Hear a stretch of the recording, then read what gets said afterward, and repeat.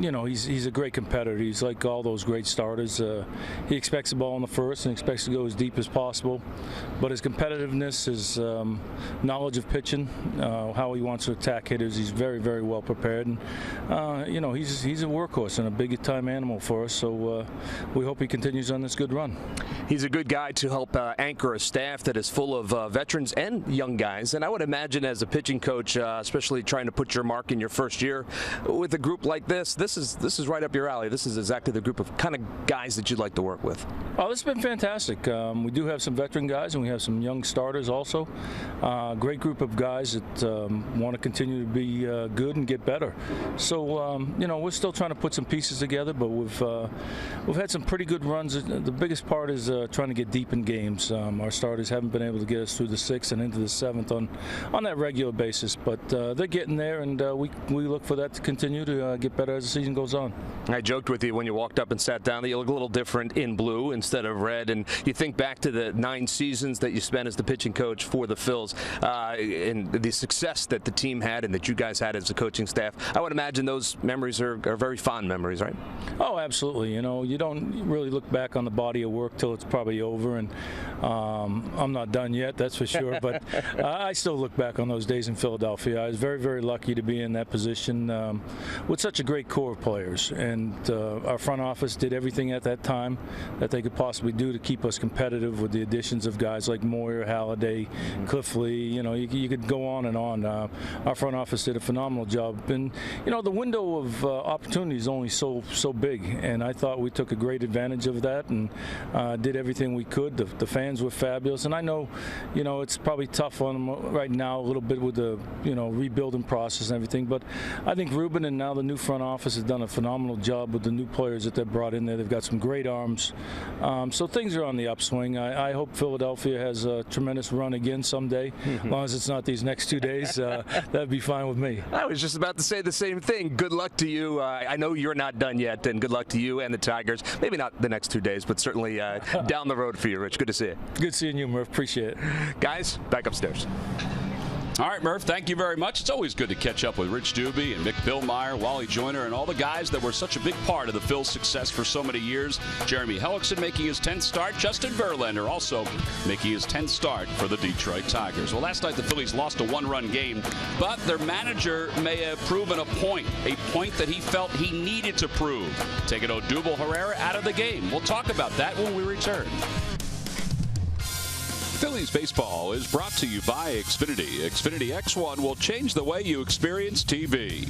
By Toyota. Get a great deal on your favorite Toyota during the Toyota Time Sales Event.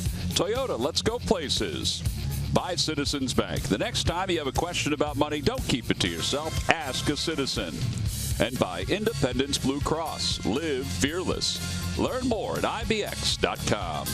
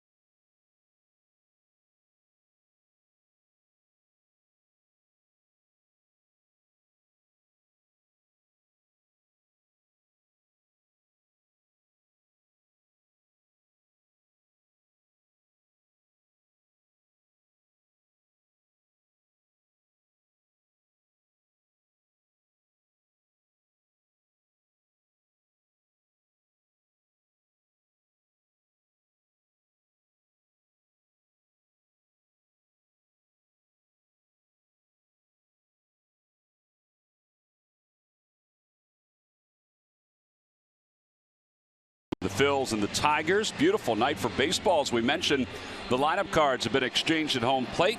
Omar Vizquel exchanged the lineup cards with Mickey Morandini for the Phils. There's Pete Macadam.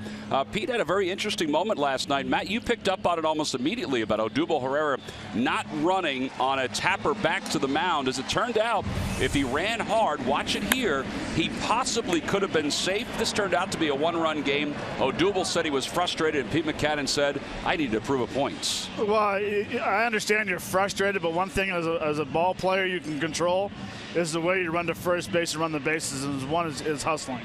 If you give 80% to 100% every time, and if he does get down the line, he might beat it. I just didn't like the little gesture with his hand thrown up in the air.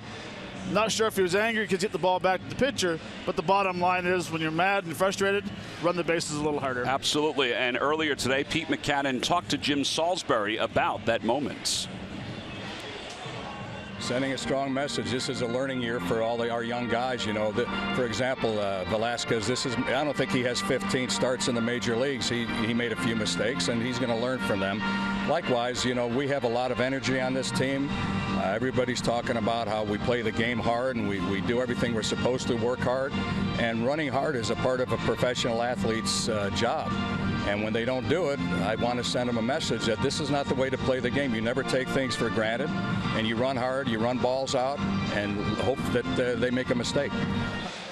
Well, Odubel Herrera is back in the lineup tonight, batting leadoff for the Phillies. And Pete Macadam said before the ballgame today he did not mention anything to Odubel. So let's take a look at the starting lineup. It's brought to you by Xfinity. Xfinity X1 will change the way you experience TV. It'll be Herrera, Galvis, and Franco, followed by Tommy Joseph, Ryan Howard, and Carlos Ruiz. In the bottom third of Cesar Hernandez, Tyler Goodell, and Peter Borges. And they will face right-hander Justin Verlander, who is out there with the high socks again. He started that on Mother's Day, and that's when his success this season began. It has, and it really, and the Sox have helped out.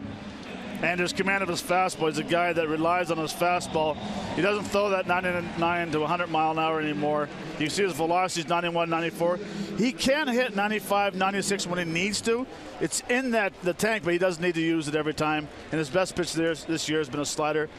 Amazing record at home with an 83-45 record at home with a 3.29 ERA. He has only faced the Phillies one other time. He went 6 innings, allowed 7 hits in that game. So here's Odubel Herrera to start things off. Odubel was 3 for 4 in last night's ball game. Takes a pitch outside, so we're underway. It's 1 ball, no strikes. 83 degrees here this evening. And I will say one thing about Justin Verlander. The later he goes in the game, he gets a lot stronger. So for first inning, you need to try to get some runs early. Yeah, both of these guys are pitchers that give up runs in the first inning. Yeah. 1 ball and 1 strike to Odubel, hitting .359 during the month of May. Last night in his first at bat, he saw 14 pitches. He fouled 9 of those pitches off. In fact, in his at bats last night, he saw 29 pitches. Inside, 2-1.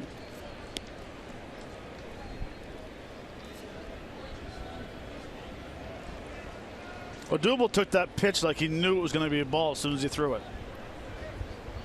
The delivery came, he just stood up straight, didn't even think about swinging on it.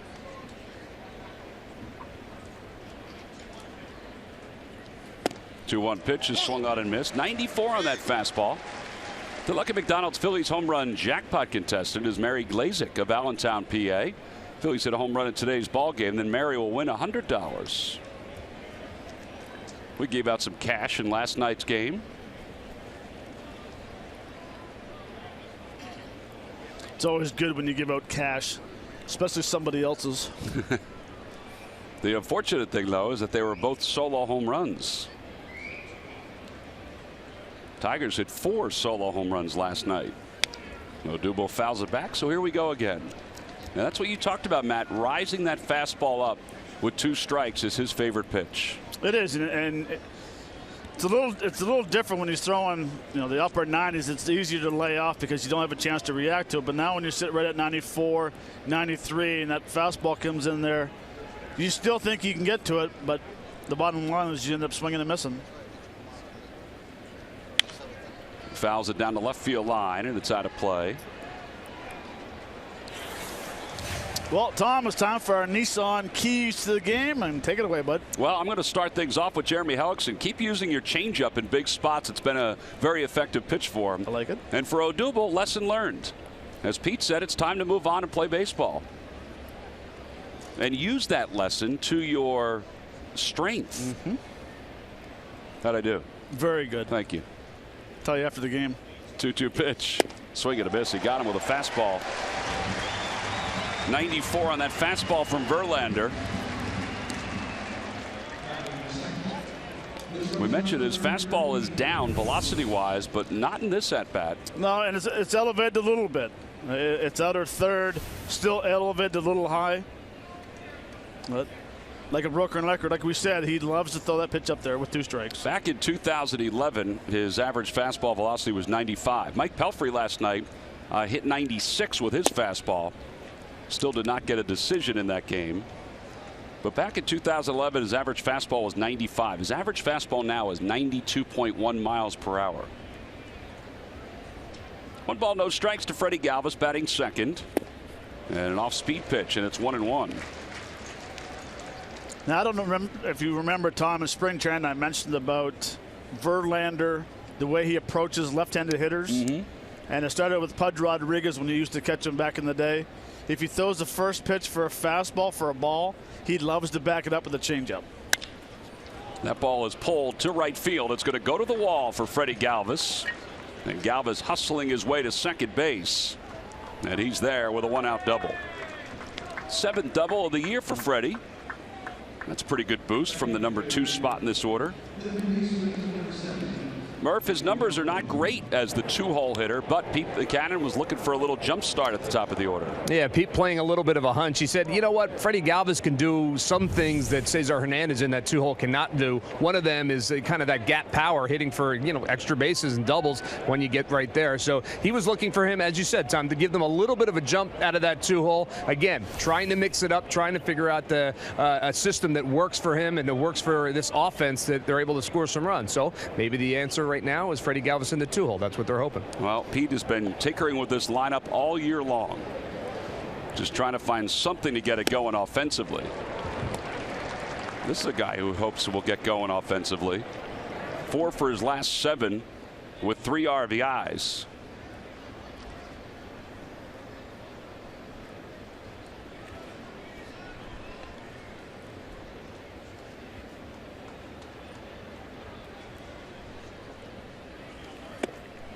Boy, that was a hittable pitch. 93 mile an hour on the inside part of the plate. Kind of goes back to what we've talked about, where his head is and where he's looking when he takes these swings. Well, it's the fact that yesterday's approach was very good. Nice and easy swing, base hit, right center, home run, left center. Now all of a sudden the next day he feels hitterish. He wants to pull the home run. He wants to pull baseballs. He's over swinging. And we've seen that throughout his early career. He'll have a good game, and he'll back it up by overswinging the next day. Whereas if he can just keep carrying it over, he was effective that time. Well, wouldn't you think he'd be satisfied with the approach he took yesterday? Yeah. Fastball up and away. It's 1-2. Because that approach resulted in 2 hits, including a home run. And yesterday's approach with the base hit to right field, the home run he hit the left center was on a split finger fastball down in the zone. And if he would have took that big wild cut, he would have either swung and missed or hit a ground ball to third. Swing and a miss. He's down on strikes. Second strikeout for Justin Verlander. And there are 2 outs here in the first inning. Another elevated fastball. He did back off in a swing a little bit. He tried to hit the ball to right field. But again, you got to try. Easier said than done. You got to try to lay off that high fastball. Tommy Joseph was 2 for 4 last night, including a home run, a double the opposite way. Batting cleanup here tonight. Ryan Howard is batting 5th. He's in the on-deck circle. Overall, a 300 hitter for Tommy. Last night his 2 hits broke an 0 for 7 stretch for him.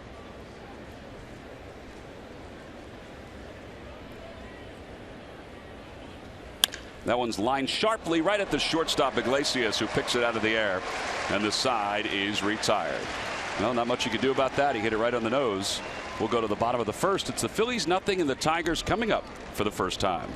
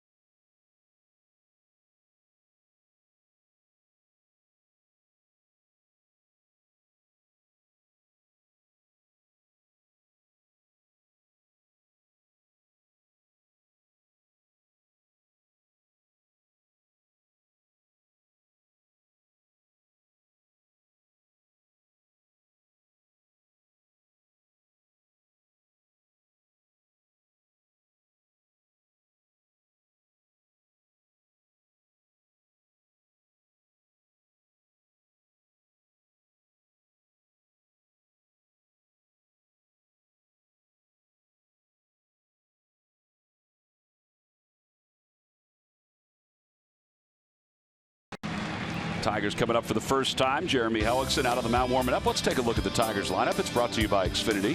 The new Xfinity X1 will change the way you experience TV. It'll be Maybin, Martinez, and Cabrera, followed by Victor Martinez batting cleanup. Nick Castellanos hits fifth. Steven Moya sixth. And in the bottom third of Salta Lamacchia, who has good numbers against Jeremy Hellickson.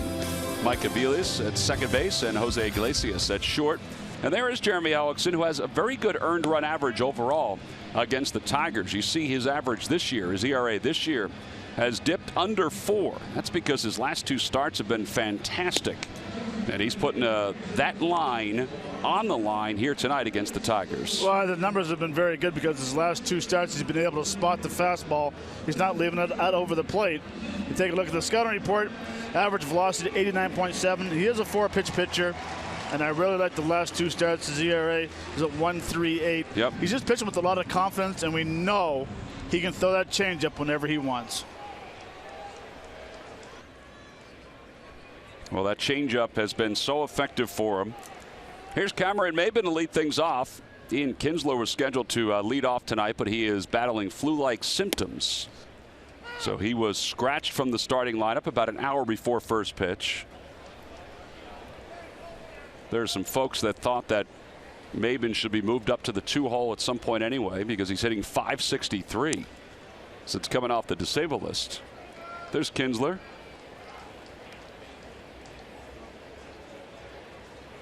He's fighting the flu mat on the bench tonight. Flu-like symptoms. He's also teaching about the nice, easy wind-up, and then he's quick pitching it with his hand. Or he has a quick arm release after it comes out of the glove. He's on the bench next to Justin Upton, who was to his right in that picture. Upton is out with a quad injury as that ball is ruled foul.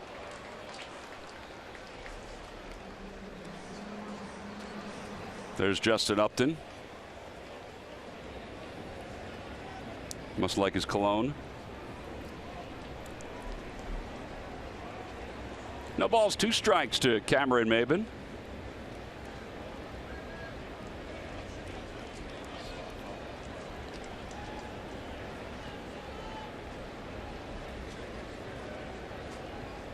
That was one thing I hated as a player.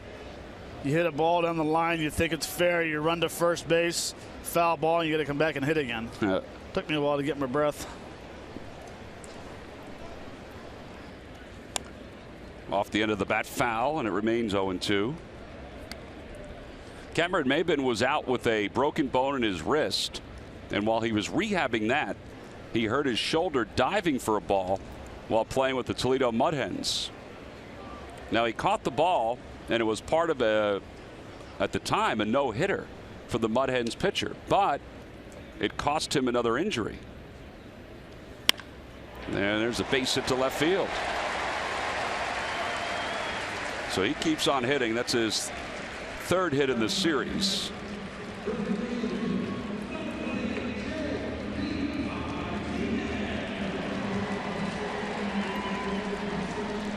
then J.D. Martinez will come up.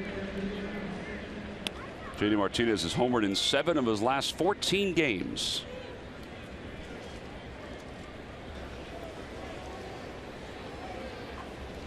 One for 4 in last night's ball game, including a solo shot the opposite way.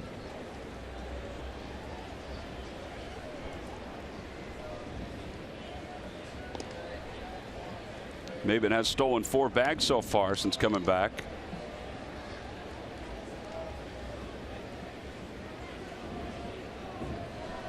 It'll be interesting to see if Maben tries to steal early, even though he's in the leadoff spot. Sometimes you want your leadoff guy to stay at first base because you don't want them to end up pitching around Cabrera if he gets a guy in scoring position.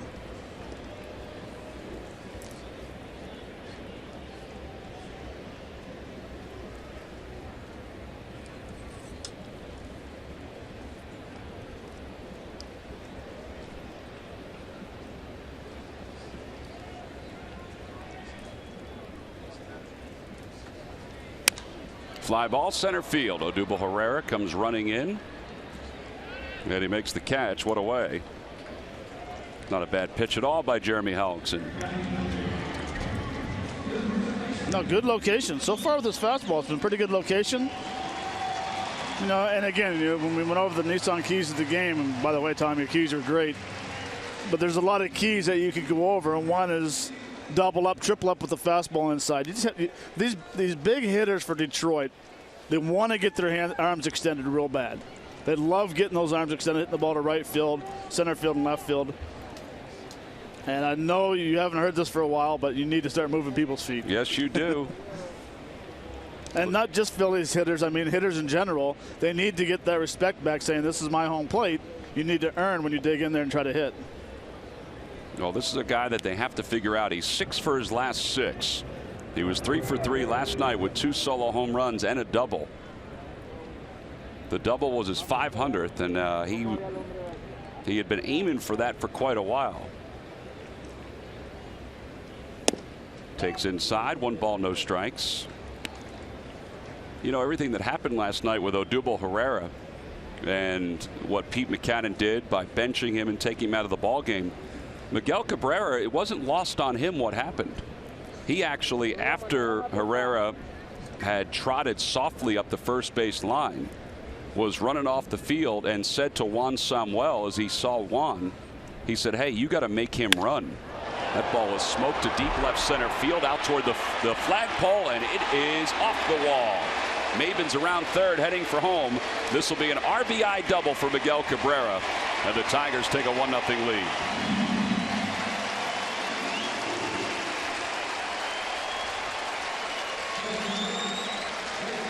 Ninth double of the year, 501 for his career.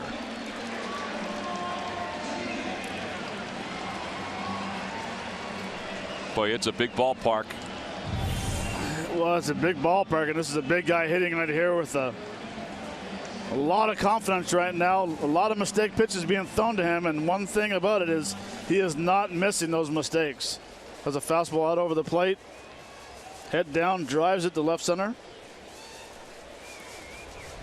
It's amazing how deep he can get the ball in the zone and then just throw his hands for a big guy. Absolutely.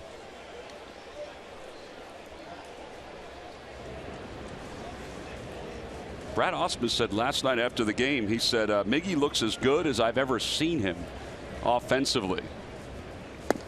Pitch outside, 1-0. And that's scary to say. Well, that is, because he's been with them for 3 years now as his manager. But as Miguel Cabrera pointed out, he said, well, I have won 4 of the last 5 batting titles. He said, so I was probably hotter at some other point, but he appreciated what his manager said.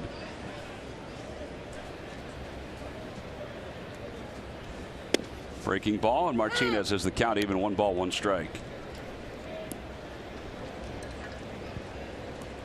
On base percentage plus slugging, the OPS. He is second to Albert Pujols among active players. 5 percentage points ahead of Mike Trout.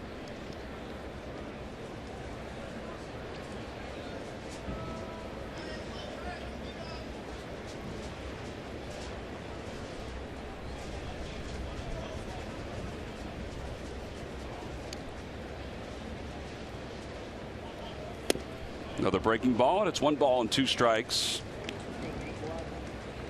The changeup's been an effective pitch, but that curveball's been an effective pitch also for him. Particularly with 2 strikes. Opposition hitting just 107 against Hellickson's curveball with 2 strikes.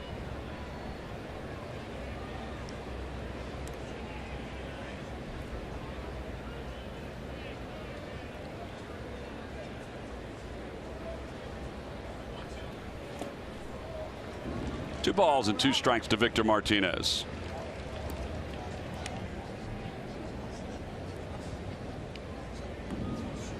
Castellanos waiting on deck. It's kind of pick your poison really right now with the Tigers, how hot as they are. It really is, especially, and it's going to be tough for a pitcher knowing that 1 through 5 can hit home runs at any time. Makes you really concentrate very hard on the first 5 hitters. And a foul tip hung onto by Ruiz, and there are 2 outs. So that was the slider, which he does not throw that, or the cutter, I should say, which he doesn't throw that often. So the first strikeout for Hellickson. And he should. He should throw this pitch more often. That cutter is nasty on left-handers, especially that one right there. Started as a strike. Just came underneath the barrel and underneath the hands. The cutter is the pitch that he's learned later in his career. He came up to the big leagues with his fastball, his changeup, and his curveball. And the cutter is a pitch that he picked up only the last couple of years. And you see what you have to do against this team? You can't throw them fastballs. Fastballs and sliders and even splits. Look at their numbers. It's the soft stuff that usually, at least in the month of May, which is the hottest month so far for the Tigers, the changeup, the cutter, those are the pitches you want to throw to this Tigers team. And it makes sense because if you look at the meat of their order, including Castellanos, he's 1 for 10 so far this year against changeups. So he's either just spitting on them or he's not putting them in play with authority. Does that make sense, Matt, when you look at this team? Definitely. I mean, especially with guys that, you have tremendous power throughout the lineup. Not very many sluggers are very good off-speed hitters. They're a slugger because they can crush the fastball. That's their bread and butter is a good fastball to hit. Off-speed pitch, and it's in there for a strike. It's 2-1.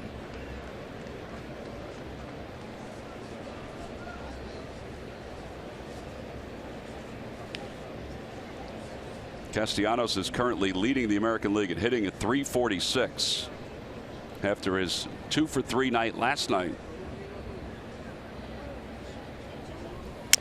And he loops that one out towards second base, caught out of the air by Cesar Hernandez, and the side is retired. But the Tigers do score a run on the RBI double by Miguel Cabrera. We'll go to the second. It's the Tigers 1, the Phillies nothing.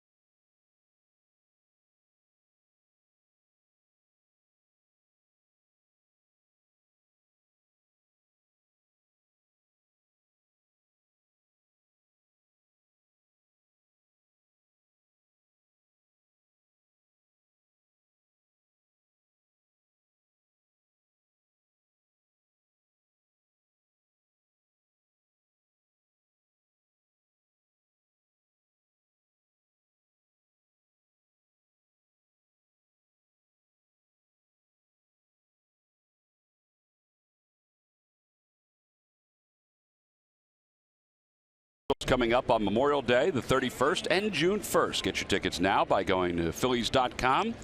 All three of those ball games are scheduled for 7:05. First pitch at Citizens Bank Park. Phillies are currently 2 games behind the Washington Nationals in the division, 2 games ahead of the Miami Marlins. Mets are a half game back at 26-18. Here's Ryan Howard, and he lines a pitch to right field for what could be his first single since the 29th of April. It's remarkable. He had gone 15 games without a single.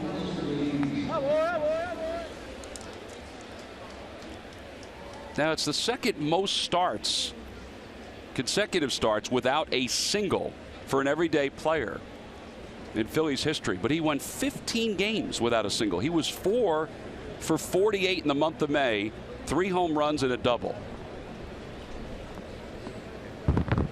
A leadoff base hit to start the second. Now I was watching Ryan take batting practice today. So now he gets a single. Now they throw over on him.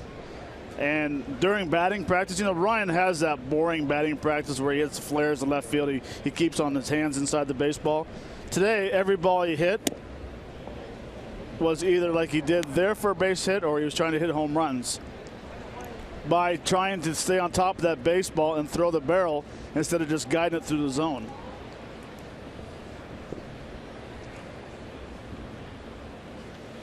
Well, he's obviously been very frustrated with the way his month of May has gone. 4 for 48 with 19 strikeouts during the month of May. He said it's been brutal. He said, I'm not going to lie. It's been tough. I have to keep grinding. Luckily, it's still early. But that one is looped out toward left field. Here comes Moya, and he makes the running grab. But there are guys that are on Ryan's heels, including Tommy Joseph. And Pete's looking for productivity. And Ryan's well aware of that. It's not lost on him. I will say this. He says it's early. When you're an older player, Yeah, it's never early. It really isn't. well, it would take an awful lot of success to raise that batting average right now with all the ABs and plate appearances he's had in the first 7 weeks of the season. Cesar Hernandez hitting .252, no home runs, 9 runs batted in. 0 for 4 with a strikeout in yesterday's game. Over to first base, Cabrera steps on the bag, flips to second, and Howard will be tagged out. It'll be a 3-6 double play. And the side is retired. That is 3 double plays that Cesar's hit into in the last 2 games. We'll head to the bottom of the second.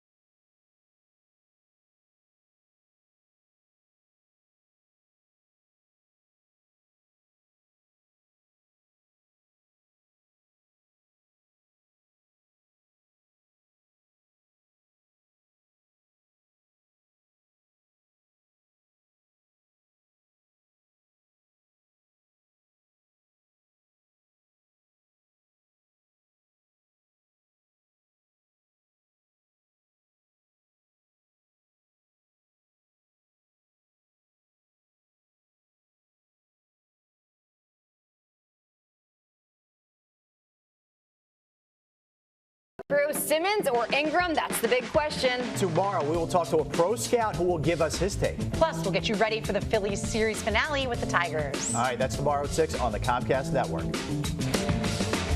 Now, the debate will go on until the Sixers actually make that first pick. We go to the bottom of the second. It's 1-0 Tigers on top and an RBI double by Miguel Cabrera. Steven Moya will lead it off. Moya was not scheduled to start last night, but did because Justin Upton's quad injury, and was not scheduled to start today, but is because Ian Kinsler has the flu-like symptoms, so they moved around their lineup and they give him starts at back-to-back games. Hitting .308, no homers, 2 RBIs.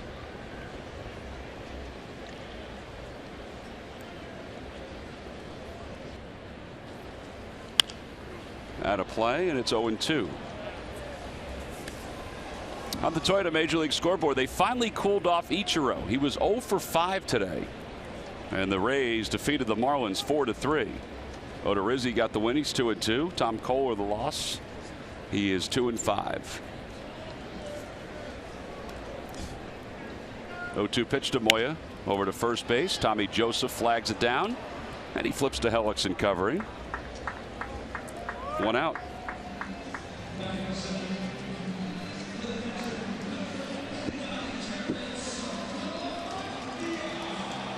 And Jared Saltalamacchia will be the batter.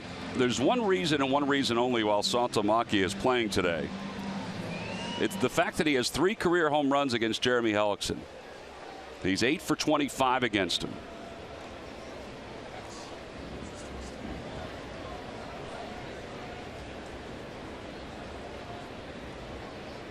So one, he either hits the changeup very good or he's been hitting the mistake pitches.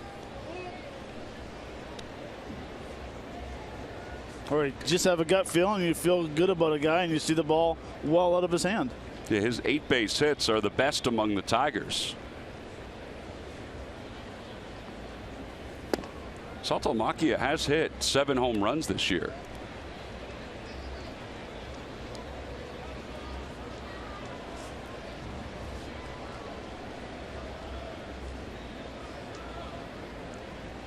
One ball, 1 strike to him.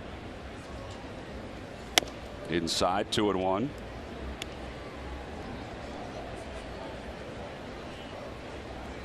Again, I mentioned it last night. That's a good pitch.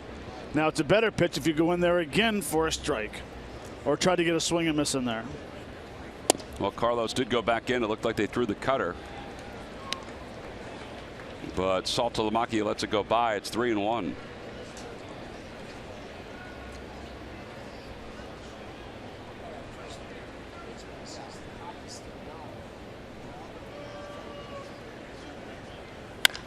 Hit sharply out to shallow right field. Cesar Hernandez plays him perfectly. And Saltalamacchia is retired for the second out.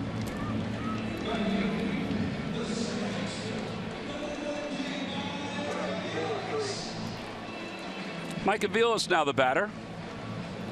This guy was a heck of a utility player for the Indians for a number of years. His numbers this year have been terrible, though, for the Tigers. Hitting a .121.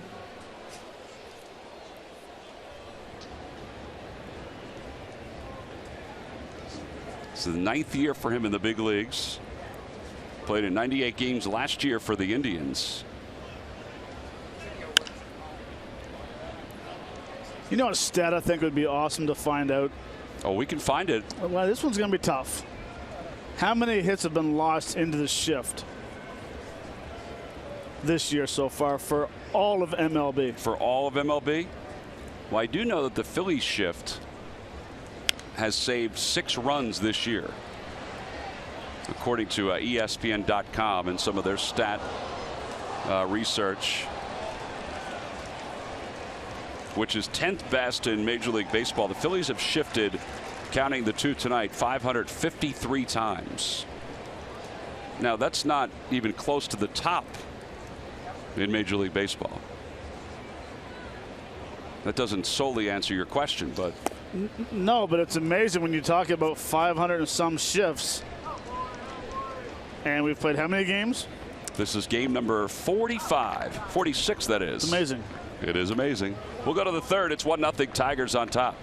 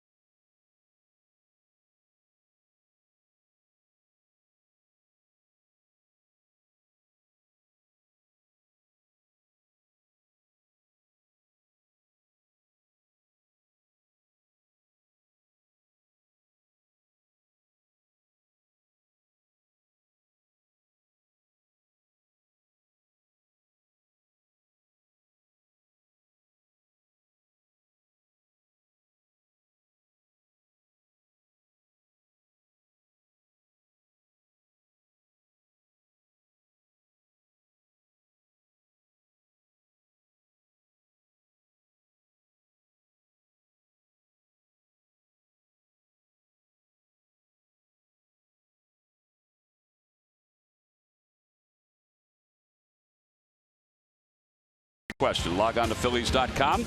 Go to the fan section for all the information, and please submit your answer on the subject line. All right, Matt, the question is, who holds the Tigers' record for most consecutive saves converted? The answer will be revealed in just a little bit. By the way, speaking of saves, Francisco Rodriguez has 399 saves for the Tigers. One away from 400. He would be the 7th pitcher in Major League history to record 400 saves in a career. He picked up 399 last night against the Phillies. Tyler Goeddel leads it off against Verlander. Goeddel has hit in 5 straight. He was 2 for 4 yesterday. And it's 1 ball and 1 strike. Tom, with that stump question, how far are we going back? You're not going back too far. Okay.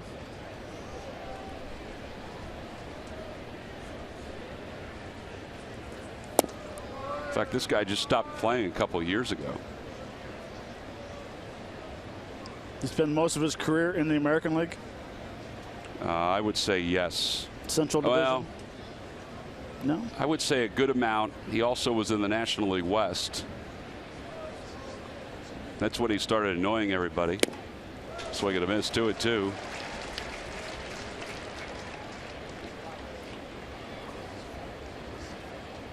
I saw you nodding your head. Yes, I thought you had it already.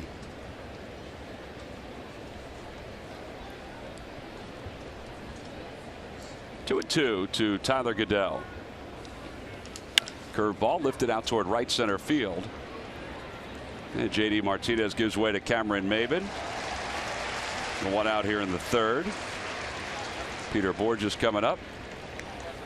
Saturday, June 4th, when the Phillies take on the Milwaukee Brewers. It'll be the Aaron Nola T-shirt, compliments of the International Brotherhood of Electrical Workers, Local 98. It's free to fans 14 and under.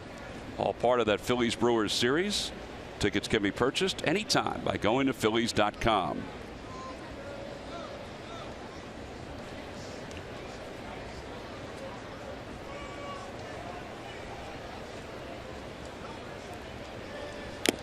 Bourjos foul tips one, and it's 0-1. Bourjos last night was 0 for 3. He was lifted from the ball game late as a pinch hitter. Andres Blanco came on to pinch hit for him.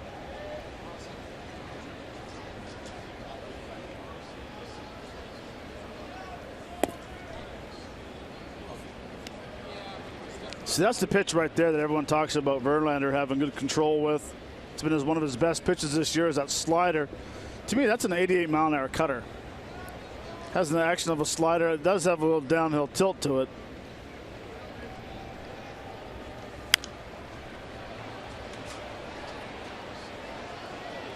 Tell you what he does have. He's got a great pace to himself. I mean, he is moving.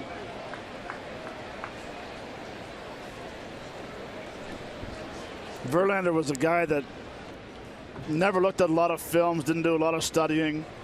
He just knew he could go out there and just dominate with his stuff. Now he's become a student of the game, watches a lot of films, watches a lot of hitters. Now towards center field. And Cameron Maybin has a lot of room to roam, makes the catch. There are 2 outs. Well, Verlander, a 6-time All-Star. He was the Rookie of the Year back in '06. The MVP and Cy Young Award winner in 2011. 3-time American League strikeout leader. Think about the amount of times that he struck out 200 or more. 5 different times he struck out 200 or more. The last time he did it was in 2013. Odubel takes a breaking ball. It's 0-1. 06, we were teammates his rookie year here in Detroit when I got traded over from Texas. And he ran out of steam. First time in the big leagues, throwing a lot of innings, a lot of strikeouts. Velocity dropped down a little bit, but he's just such a workhorse. He found a way to get guys out. Well, and you talk about his velocity being down. He still is hitting 94 here tonight. But Corey Seidman from CSNPhilly.com had the comparisons from '09 to 2012. The batting averages against him with all of his pitches very low. And since that time, fastballs at 263, curveballs at 248, changeups at 275. So he has to compensate some way, shape, or form. Yeah. I find watching Verlander, what I've seen this year and in the past, his velocity is not necessarily hurting his attempt to get guys out with the fastball. His velocity is hurting him with his curveball, because he used to have that real nasty 12-6 hard curveball where guys would just get either buckled or freeze on it because it was so nasty. Now it kind of just floats up there a little bit, doesn't have that real hard snap to it. And you see he threw a couple today. They've been hit hard, and you can see he's shaking his head saying, you got to get on top of it.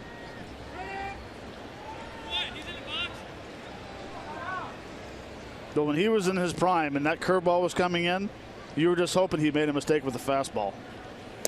Inside, 2-2.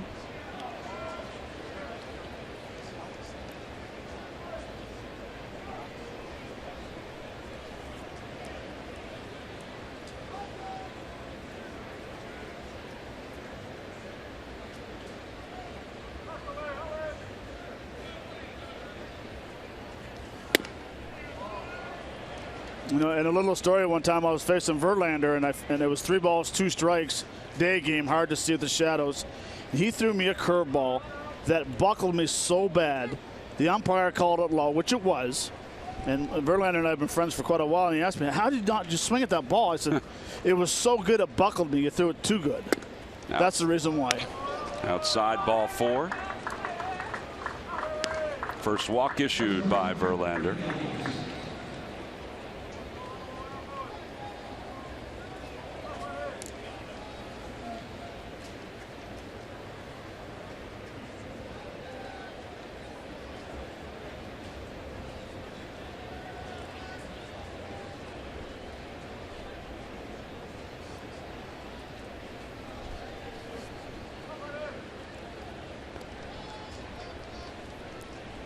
I was just about to say you can't get caught up on the size of Verlander. He's tall, lanky kid, and he still is a kid, but he has quick feet for pickoff. He has a quick move.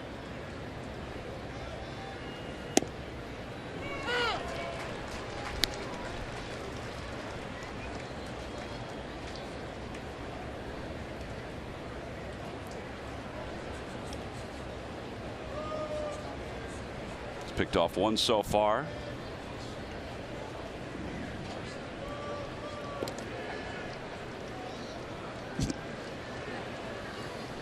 Today's ball game is also available in Spanish. Just use the SAP button on your television or change the language through the menu on your cable box.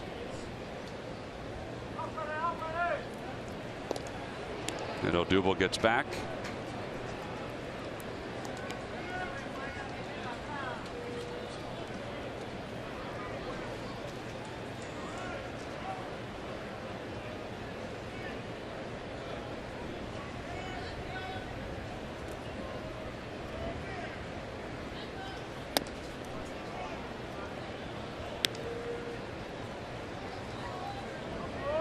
So far, every time he's picked over to first base, he is trying to pick off the runner as they are taking their secondary lead to get out to where they want to have their lead.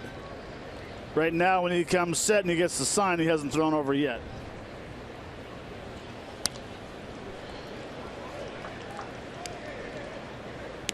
So as the first baseman takes the runner at first base takes his 1 stride, 2 stride, 2.5 strides, he's trying to pick them off. He did with Ryan Howard earlier as well. He tries to pick guys off when they're just getting out there and not paying attention really to what they're doing when they're taking their lead off.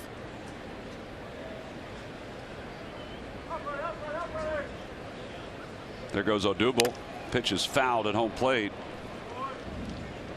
And Odubel Herrera will go back to first.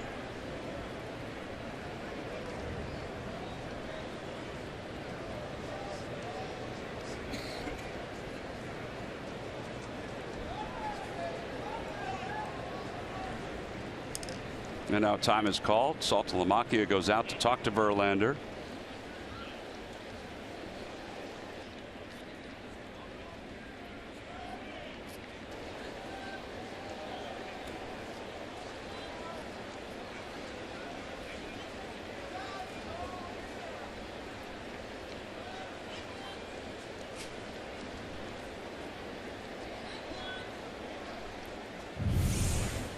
This was the last pitch. I didn't think he stopped. He was going down and he had that little bounce with his hands at his hip and delivered the pitch. I didn't think he stopped long enough. I thought the same thing just now on this last pitch to Freddie Galvis. It's supposed to be a 1/1000, and it's certainly up to the umpire.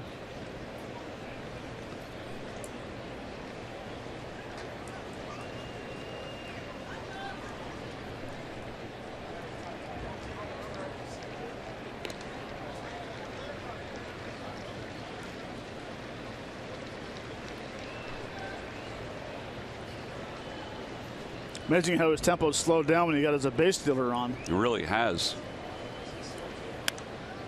Odubel doesn't take off on that one. Nice play by 24. Ball caromed off of the wire from the net, and that guy in the fluorescent Miguel Cabrera jersey was able to make the catch off the carom.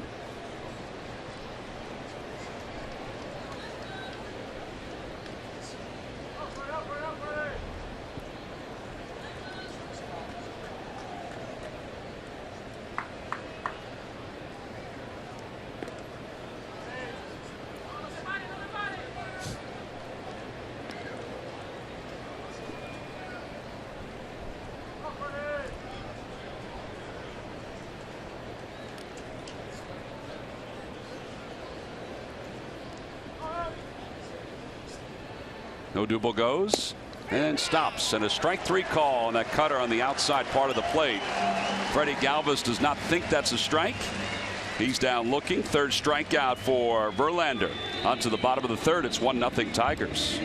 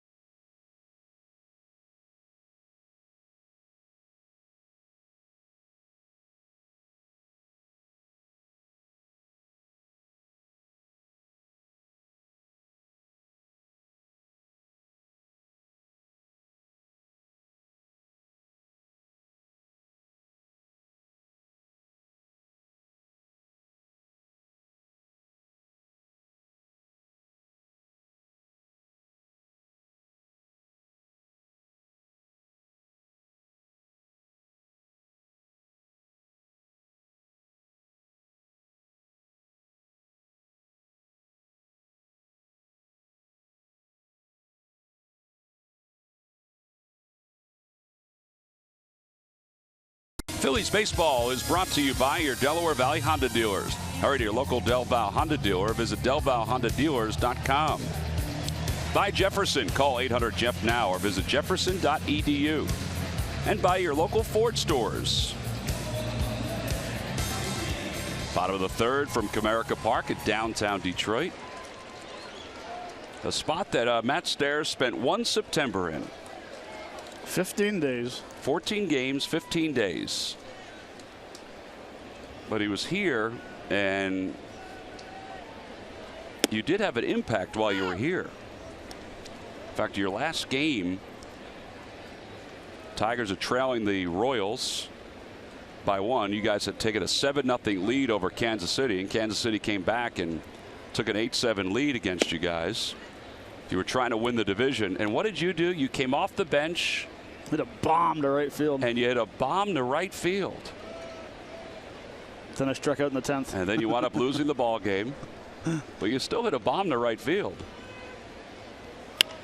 Iglesias fouls it off to the left. That was a series when the Royals came in. The Royals were not very good. But Mike Sweeney had a meeting with his players, and I'm not sure what he said. But boy, did they ever come out and play hard. They swept us. We went on as the wild card and lost to the Cardinals in the World Series.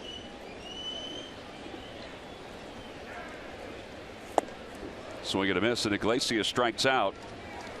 So 1 away. And that is the third strikeout for Jeremy Hellickson.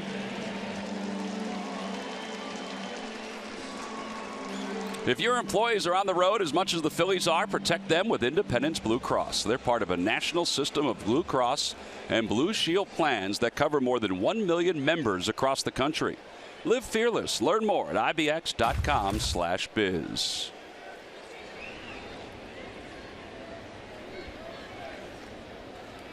Cameron Maybin bunts in front of the plate. Carlos Ruiz out quickly and throws to first in time. Solid play by Carlos.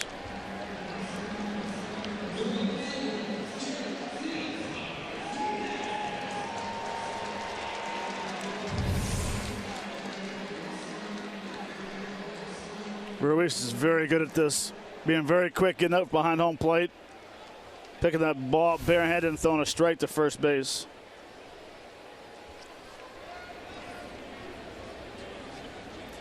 J.D. Martinez flied out to center his first time up.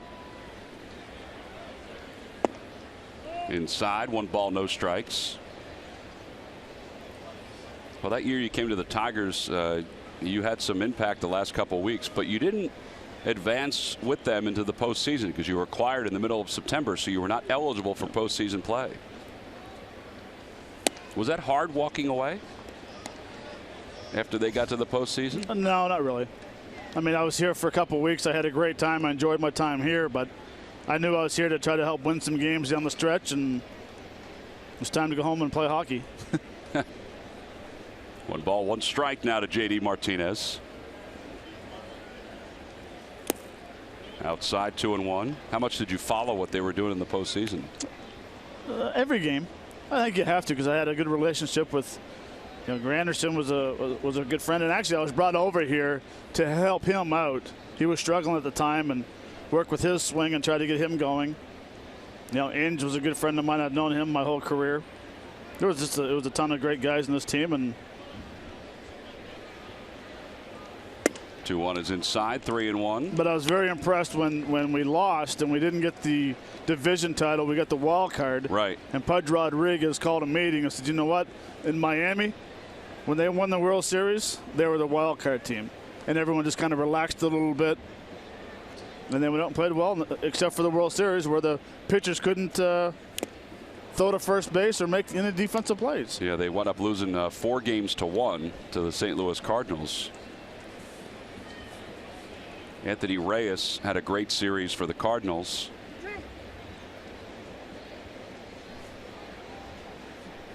Three balls, 2 strikes to J.D. Martinez. And Hellickson deals. Inside, ball 4. I think Ruiz and Hellickson both wanted that pitch. First walk issued by Hellickson. And Miguel Cabrera's coming up.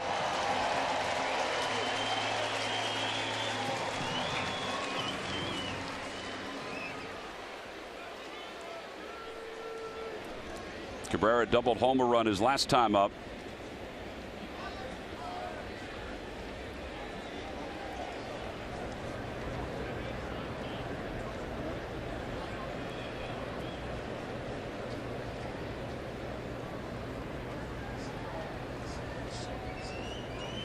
Swing and a miss. Throws the first pitch cutter after him. And it's 0-1. This is what happened in the first inning. The fastball came back over the middle of the plate. He crushes that ball to left center for his 501st double of his career.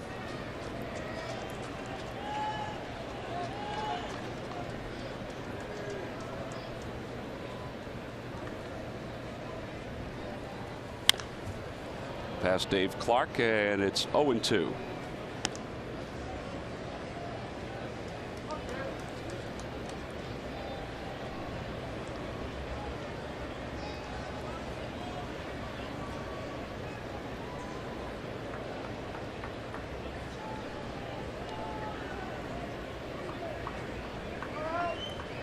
See if we get that nasty curveball that Hellickson loves to throw with 2 strikes. If he does, he's got to bounce it. Last 2 games, the opposition is 0 for 17 against that curveball. He decides to throw him the show me fastball up and in. And it's 1 ball and 2 strikes.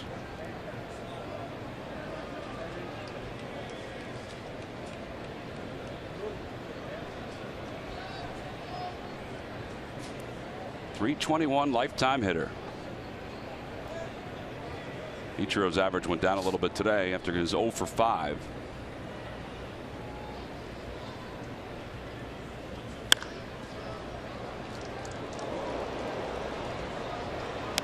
The ball went skipping across the folks in the stands over the third base side.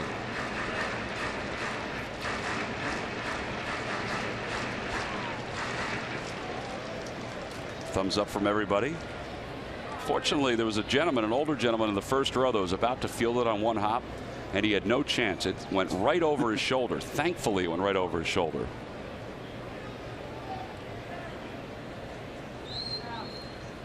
There's the curveball, and it floats inside. It's 2-2.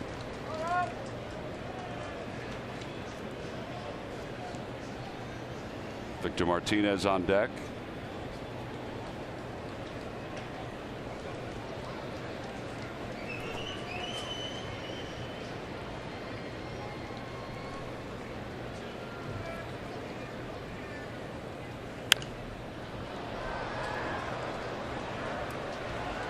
Probably have to keep it off that area moving forward against Miguel Cabrera. Yeah, this was a mistake pitch right here. I think he got away with one. Miguel Cabrera right there knew that was a pretty good pitch to hit.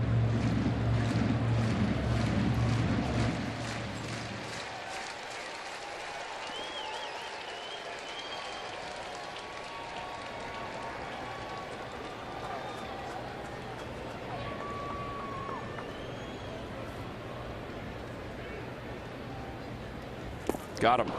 Threw him a changeup and got him swinging. 2 strikeouts in the inning for Jeremy Hellickson.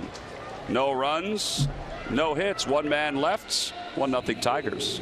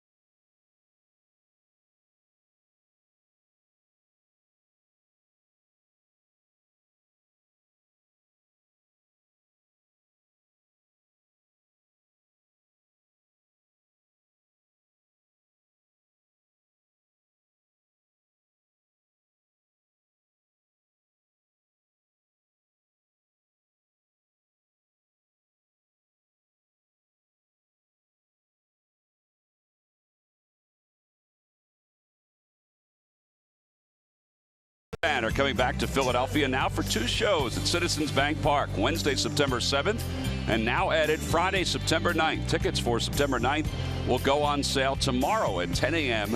through Phillies.com/Springsteen or by calling 215-463-1000.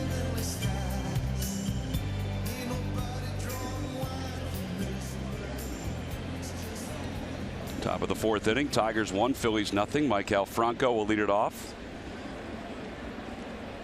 Franco struck out swinging his first time up. Fouls it off to the right and out of play.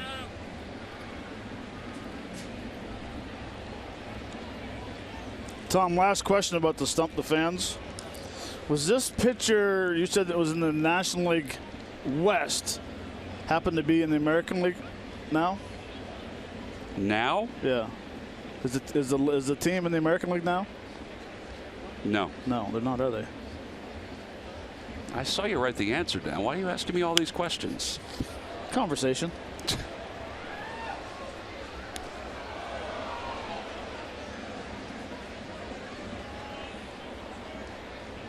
There was a team that he pitched for that is now in the American League. Yes. But the team, that's not the team I'm talking about. The other one he pitched for a lot longer.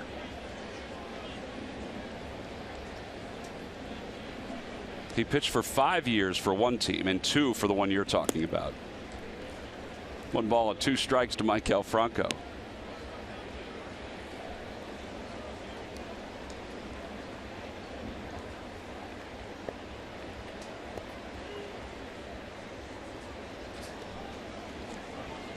Maybe the question should be, No. who are the teams that this guy pitched for? I don't want to hear the buzzard. Off the end of the bat, flared out towards center, and Maben will make the catch. 1 away. Well, this is the end of the last half inning. Jeremy Hellickson was trying to get Miguel Cabrera out and finally did with the changeup. What did Cabrera say about it? Thumbs up, dude. Good pitch. It was a good pitch.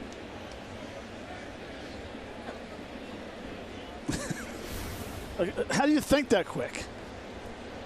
Seriously, I know you how fun he enjoys the game. He loves it and it's fun to watch and he's a fan favorite. But how do you think of something that quick? I don't know. Want to know to Tommy Joseph.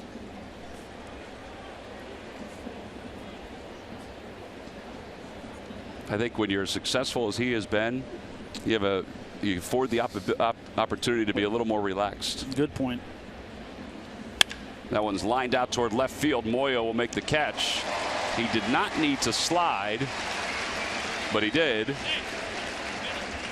And there are 2 outs. Boy, he is really awkward, isn't he? I mean, he's a monster of a man, but his swings are awkward, and the way he plays the outfield is awkward. The way he throws is awkward. Well, he has a good jump, and you're correct, sir. He did not need to slide. Verlander knows he's got away with 2 pitches versus Joseph does 2 balls. He's hit right on the nose twice tonight. Yeah, Tommy Joseph lined out to shortstop his first time up, hit it on the nose. With 2 outs, here's Ryan Howard. Howard singled his first time up.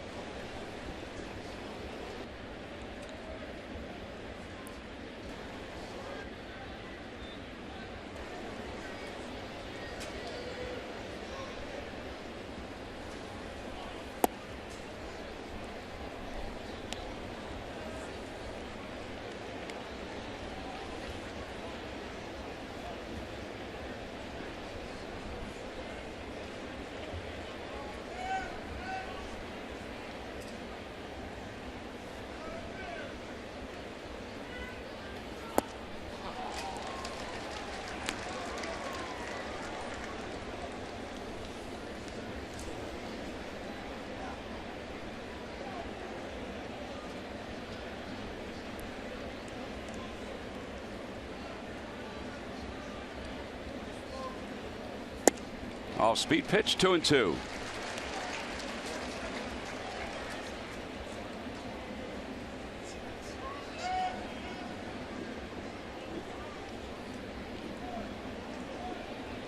Tough road for Ryan Howard with 2 strikes. 2-2 pitch to him here. He goes after a high fastball And he pops it up on the left side. Castellanos is there, and he makes the catch, and the side is retired. Nothing across. We played 3.5 onto the bottom of the fourth. It's 1-0. Tigers on top.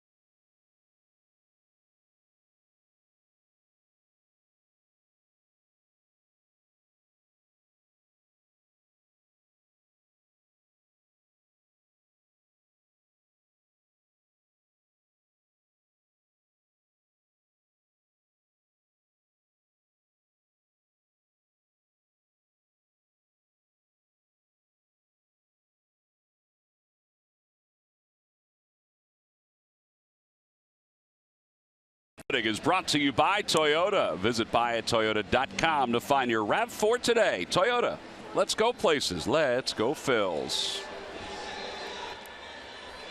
We go to the bottom of the fourth inning here at Comerica Park. Victor Martinez will lead it off. It'll be Martinez, Nick Castellanos, and Steven Moya.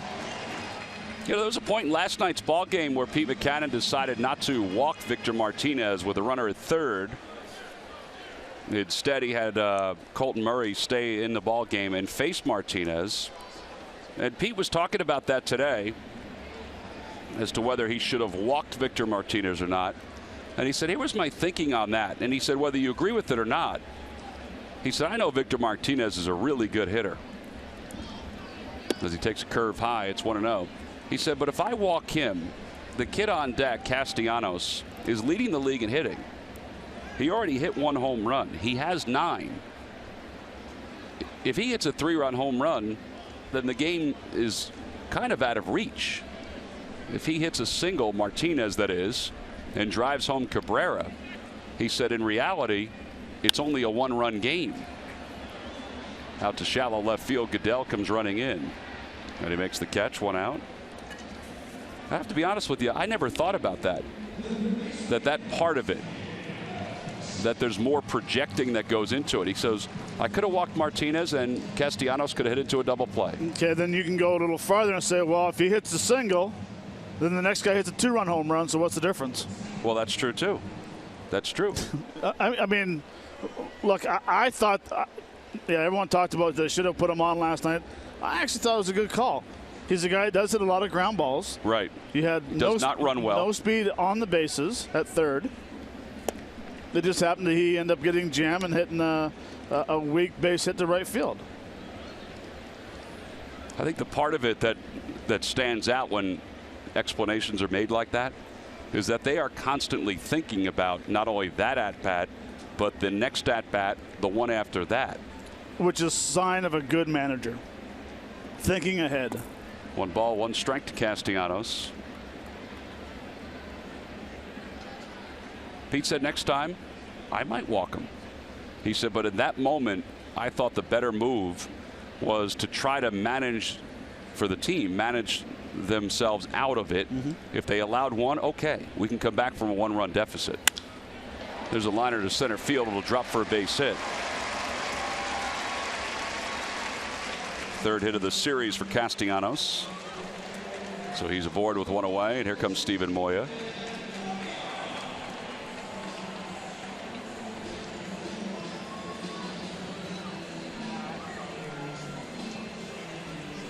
Moya grounded out to Tommy Joseph his first time up.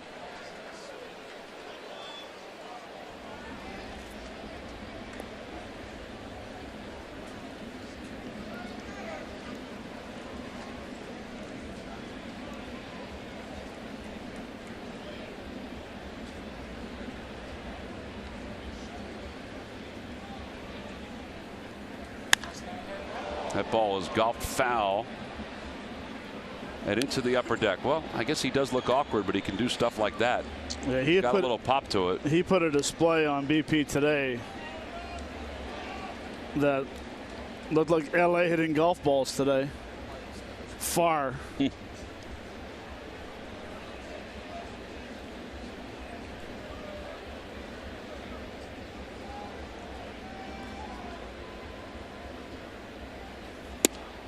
Bit low, and it's 1 ball and 1 strike.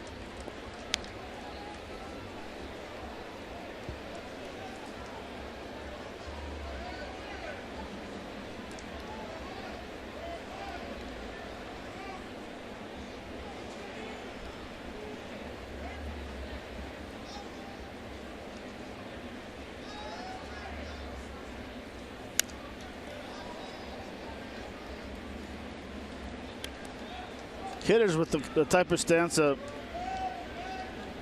Moya has right now, with that open stance, back foot is close to home plate, have a tendency to love having fastballs thrown inside. They want that fastball inside. Even though he does close up, eventually he opens up towards the end. His strength is right in here.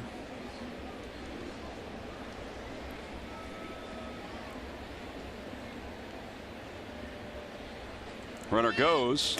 Pitch is low. Throw to second base is in time after Castellanos slides past the bag. Freddie Galvis fielded that throw on the inside of the bag, the infield side, and he was fortunate that Castellanos slid past the bag. It goes down as a caught stealing 2-6. You see he's safe, and then he comes off. Second base umpire. Nice job staying with that, watching it the whole time. Yep, Quinn Walcott was right on it. So 2 away, 2 balls, 2 strikes to Steven Moya. And a tough play by Chooch behind home plate. That's a tough ball to throw on.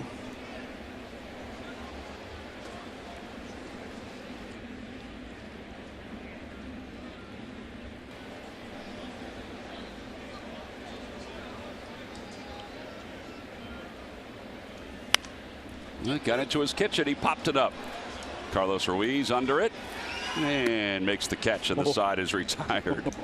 Carlos had a little trouble with that one at the end. No runs, 1 hit, and nobody left. We've played 4 here in Detroit. It's 1-0 Tigers.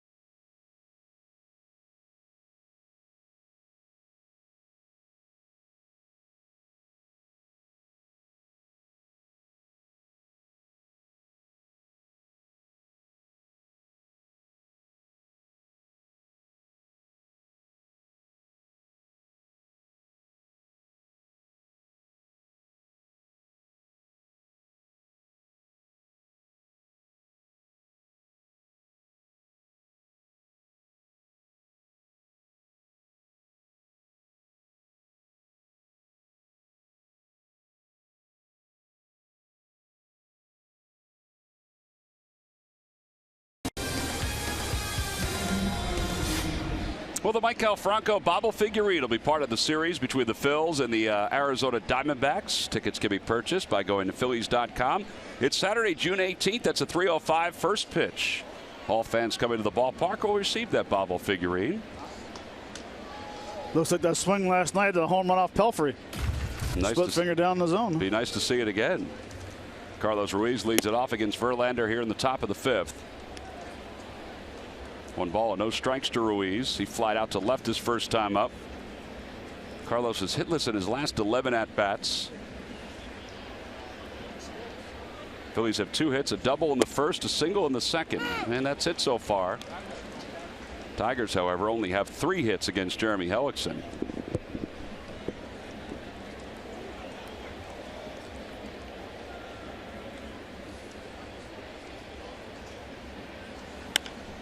Out of play over the dugout, and it's 1-2.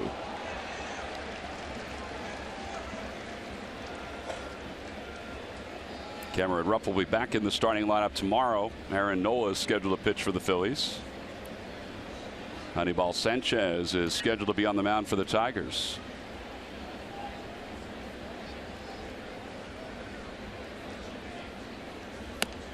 Two balls and 2 strikes to Ruiz.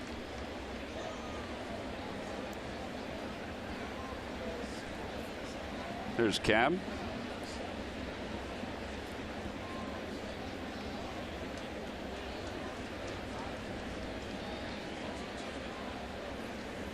Carlos strikes out on a high fastball. That's the 4th strikeout for Justin Verlander. He's retired 5 in a row. With 1 away, Cesar Hernandez is coming up. Let's check in with Greg Murphy. All right, thanks, Tom. It's time now for our Coors Light Cold Hard Fact, presented by Clean Crisps Coors Light. And no surprise that Justin Verlander is doing a nice job against a National League team. If you take a look at the winning percentage for pitchers in interleague play, he is right up on top at over 86% on that list. You also saw Corey Kluber on that list, Clayton Kershaw on that list as well. But a lot of success in all facets of his career for Justin Verlander, but certainly against the National League as well. Verlander, 160 wins, 101 losses. He was the #2 overall pick by the Tigers in 2004 out of Old Dominion. I would think that facing National League teams, particularly before, you know, it happened more often, he would be tough just because of his repertoire of pitches. I would agree. And I also say that he's an American League pitcher, where majority of his wins came a few years back in interleague play, where you know, American League was always known, I'd rather walk a guy than give up a hit. Where the National League guys had speed, so you want to throw a lot of fastballs and have them hit the ball on the ground. 1-2 pitch to Hernandez, and he fouls it back. Well, Verlander has 160 wins, 101 losses. He was the #2 overall pick by the Tigers in 2004. The first pick just made his major league debut a couple weeks ago, and that was Matt Bush, who was picked by the Padres as a shortstop, but just made his major league debut a couple weeks ago as a pitcher for the Texas Rangers.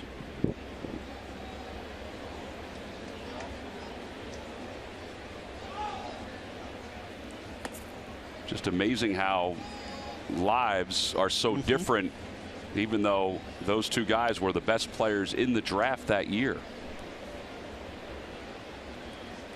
Bush not only struggled as a position player, he then struggled with life. He was addicted to narcotics and alcohol, and then was involved in a car accident. Check swing. Did he go? Yes, he did. Hernandez strikes out. 5 strikeouts for Verlander. That car accident eventually led him to go to jail, and then fought back and made his major league debut with the Rangers this year. 2008 strikeouts for Justin Verlander.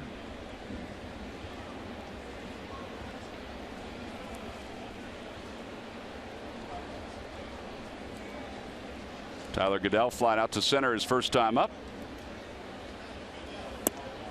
And it's 0-1 to Goodell.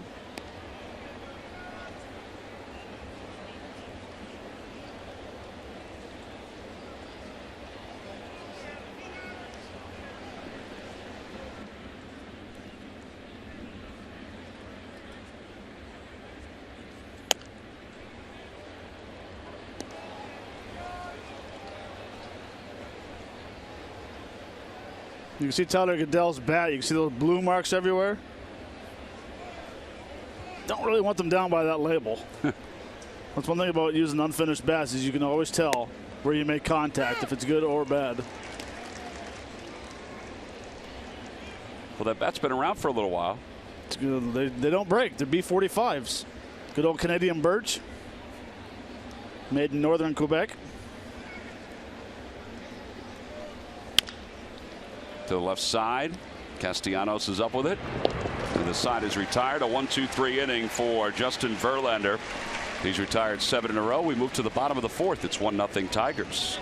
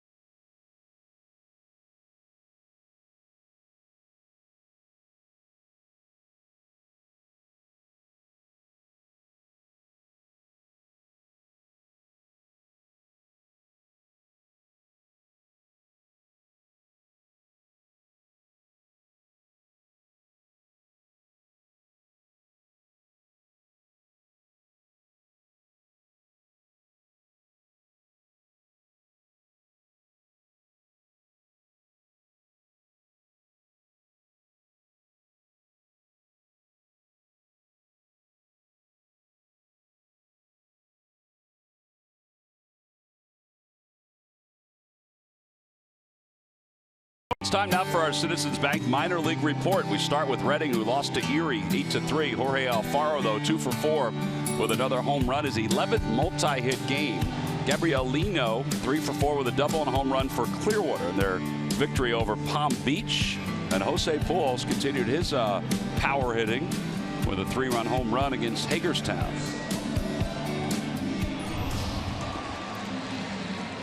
All those guys trying to get here to the big leagues, to Comerica Park, the home of the Detroit Tigers. Beautiful downtown facility. Vast in its size, wide open down on the field. Jared Saltalamacchia will lead things off. Swing and a miss, 0-1. Got some beautiful statues all around the ballpark, including one right at the front of the stadium when you walk in of the great Ernie Harwell, longtime broadcaster for the Tigers. 1 ball, 1 strike to Saltalamacchia. There's some of the greats from the Tigers. Their statues out in left center field. There's the statue of Ernie Harwell.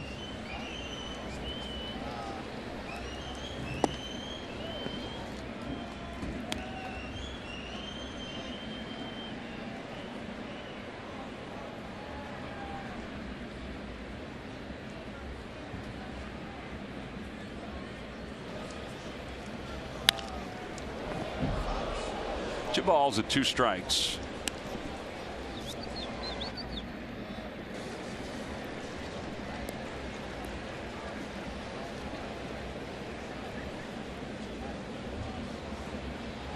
Again, a great location with that cutter.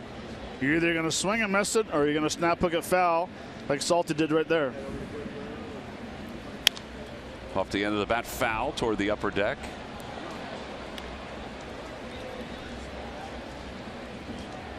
Hellickson allowed the run in the first inning on the double by Miguel Cabrera. But since that double has only allowed 1 hit. Single to center field by Castellanos, who was then thrown out trying to steal. Swing and a miss. He got him with the off-speed pitch. Boy, that pitch has been really good for him lately. And 1 away here in the 5th inning.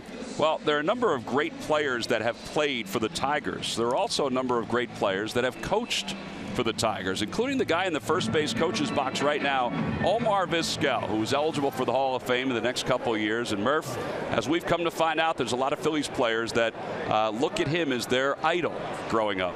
Yeah, and it makes a lot of sense. I had a great conversation with Omar Vizquel about that very topic today, Tom, talking a little bit about what it is like to be a mentor for so many players nowadays that are in the big leagues. I mean, before the game, a great scene watching Freddie Galvis and Cesar Hernandez and Andres Blanco, guys like that, getting a chance to talk to Omar Vizquel just like they did before yesterday's ball game as well. So I said to him, you know, you probably get that with just about every team that comes in. Some of the young Latin players who grew up watching Omar Vizquel in his amazing 24-year career. And he laughed. He said, yeah, you know, it was very nice when he was a player. He said you stop and you thought about being the guy that maybe some kids back in Venezuela wanted to become. And, you know, he talked about there was guys before him, Dave Concepcion, Ozzie Guillen, guys that he looked up to. And then when he was playing, he knew that he was one of those role models as well. And he said, but there's a great story when he was playing in the big leagues. He got a videotape from a friend of his sent to him about a young player, 16-year-old Freddie Galvis. And what they said to him was, check out the next Omar Vizquel.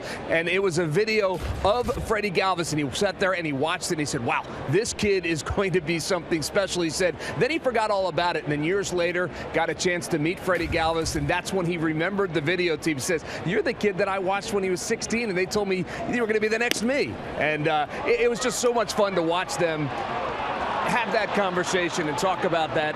It was a special thing. Is a nice play down there at second base against the base runner. So watching Omar Vizquel just recount that story, and again with Cesar Hernandez and guys like that, certainly good to see. Well, and you look at the number on the back of Omar Vizquel. It's number 13, the number he wore for most of his big league career. And you look at the number on the back of Freddie Galvis, it's number 13, which he wears in honor of Omar Vizquel. Omar, during his playing career, had 2,877 hits. You saw the note. He had 11 Gold Gloves. And he said it was hard for him to take that uniform off as a player. Ground ball to shortstop. He said, listen, my dad played softball until he was 62. So I always felt like I could play baseball until I was 62. Well, obviously his career came to a close, but the impact is felt throughout Major League Baseball.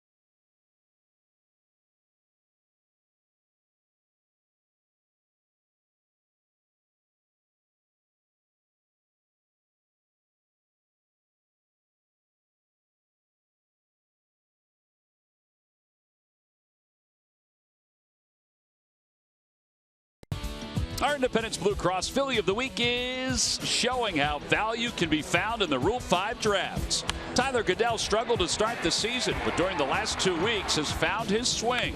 And because of its finding his name in Pete Buchanan's lineup on a more frequent basis.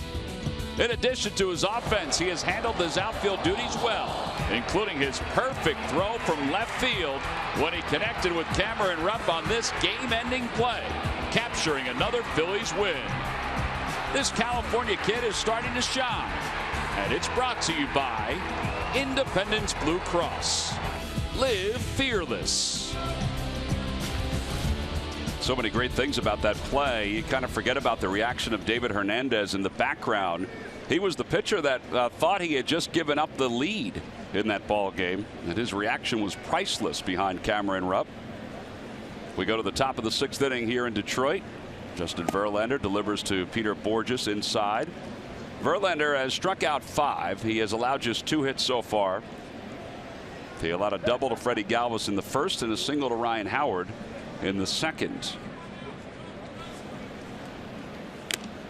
1 ball and 1 strike to Borges.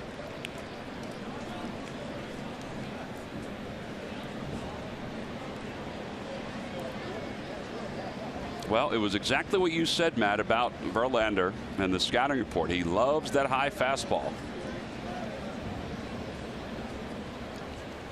particularly with 2 strikes. So you may see it right here. Well, it's funny because you go through, and it's happened a few times today where they swung at the high fastball, and then the next pitch they take, like they just did there, down the middle. We want to do the reverse. We want to hit the one down the middle and lay off the one. And listen, it's hard to lay off that high fastball. Bouncer out to shortstop. Borges is retired. Tomorrow at 7:30, the first place Philadelphia Union are in the Sunshine State to take on Eastern Conference rivals Orlando City SC. Union versus Orlando City tomorrow at 7:30 right here on Comcast Sportsnet. Here's Odubel Herrera, who is 0 for 1. He walked his last time up. Last night he saw 29 pitches. Tonight he has seen 13 pitches.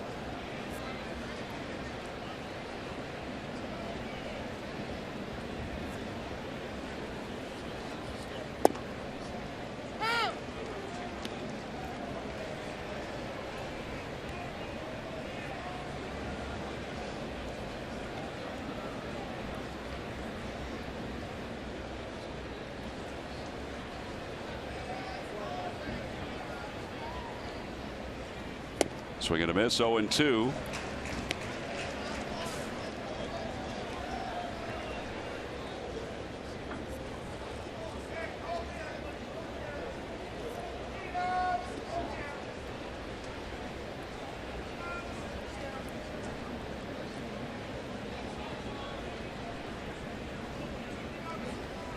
High fastball, cut out and miss. 6 strikeouts for Verlander. And there are 2 outs here in the 6th inning. This is way up there. That was a tippy toe swing. Yeah, you're not going to get on top of that baby.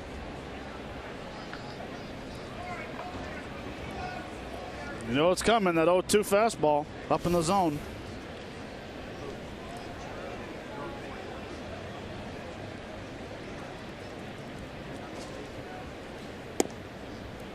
Starts Galvis off with a soft pitch there. It's 0-1. Yeah, the people say that's a slider. It looks more like a cutter, doesn't it? I agree. I'm going to argue. I'm going to say it's a cutter. I mean, that's a cutter. That's a cutter. 89 mile an hour. It's not an 80 mile an hour slider.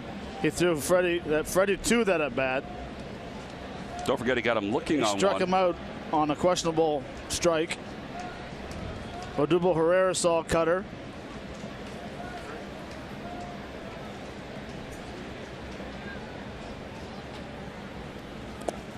And he went around a breaking ball, and Galvis is struck out. 7 strikeouts for Justin Verlander. We'll go to the bottom of the 6th inning. It's still 1-0. Tigers on top.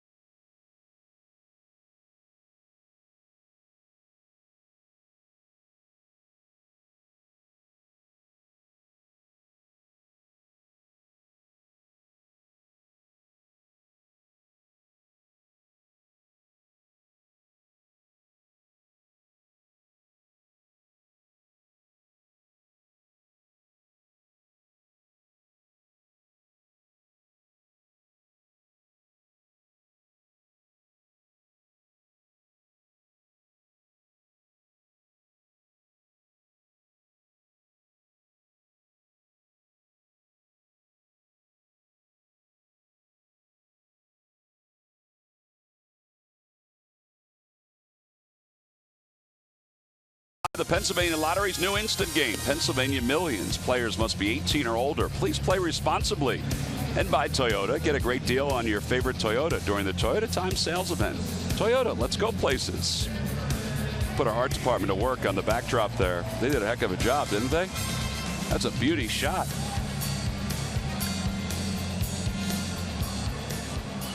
Pretty light still here in Detroit as we go to the bottom of the 6th inning. It's kind of like we're still playing a day game at 8:45. Did you visit the aquarium while you were here, Matt? No, but it took me a week to draw that and then paint it. I thought you were afraid of heights. There's Cameron Maybin. Maybin takes just outside, 1-0. Maybin 1 for 2. He singled and scored his first time. Grounded out his last time.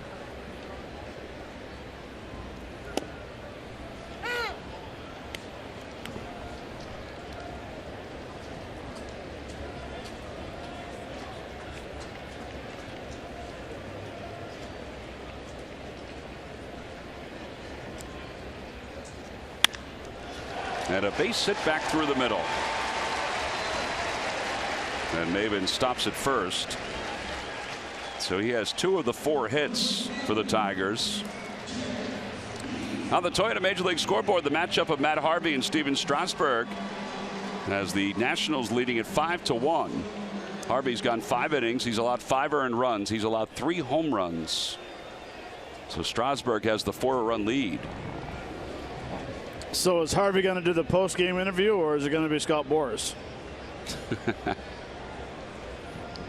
It's a good question.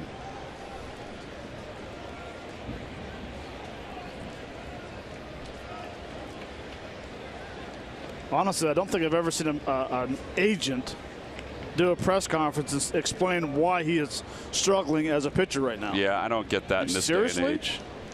I don't think it should be allowed, to be honest with you. First of all, I want to know who's going to listen to an agent explain about, unless he's the next pitcher, explain about why he's struggling. Yeah, quotes were used, though. Over to third, and it's olayed by Maikel Franco. Maybin's going to wind up scoring on this one. They're going to hold him at third base. They could have scored him, but they've got Miguel Cabrera coming up. So runners on second and third and nobody out. That was not played well by Maikel Franco. He tried to take it on the short hop. In reality, he probably could have gone after it, even if he'd settled for just 1 over at first base.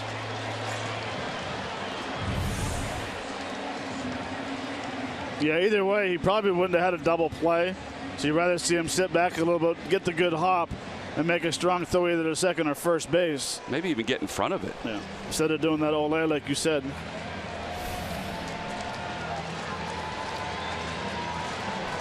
So now Miguel Cabrera, I would think they're going to walk him intentionally.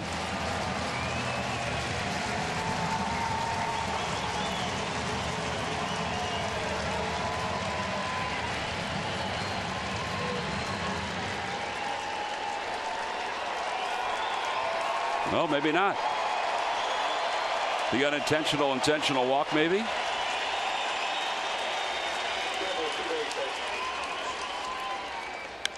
Fouls it back. I guess they're going after him. They have scored that ball, or he has scored that ball off the bat of J.D. Martinez, a double. Brutal call. It's E5 all the way. I think you have to take into account the fact that he could have played it way differently. In a 1-run game. 0-1 to Miguel Cabrera. Over the head on a hop of Cameron Maybin. It's 0-2. All right, so you got him with the changeup the last time after a few foul balls. You have the guy who's the active leader in batting average with runners in scoring position.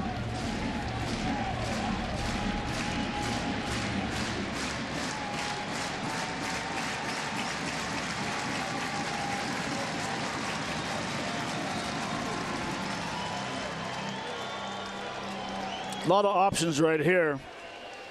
Elevate the fastball, go back with your really good curveball, or of course throw that really good changeup that he has as well.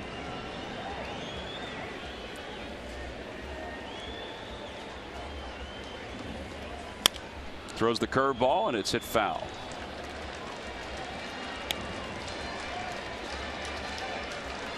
You surprised they're not walking him? I was. I really was. I was surprised that they went after him like they did. But again, you have Victor Martinez on deck, who's hitting .335.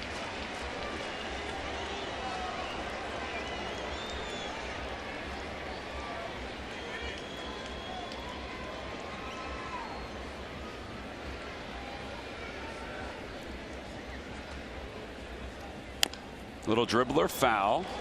Somehow he just got a piece of it. And it remains 0-2. There is Victor Martinez on deck. Now the frustrating part for a pitcher right now is that you've just made a very good curveball. He stayed alive. Threw a tremendous changeup. Hits it off the end of the bat. Stays alive. Those are the ones you're just wishing he swung and missed or hit a weak ground ball to third. Phillies will give up a run to get an out here. Now the 0-2 pitch. Up and in, 1-2.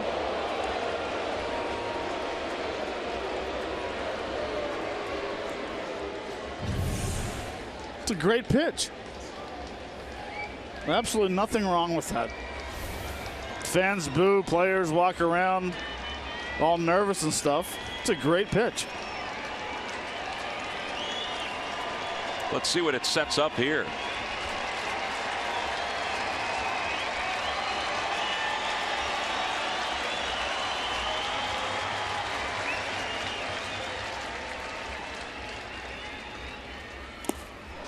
Two and two. That ball floated outside. Just 75 pitches so far for Jeremy Hellickson.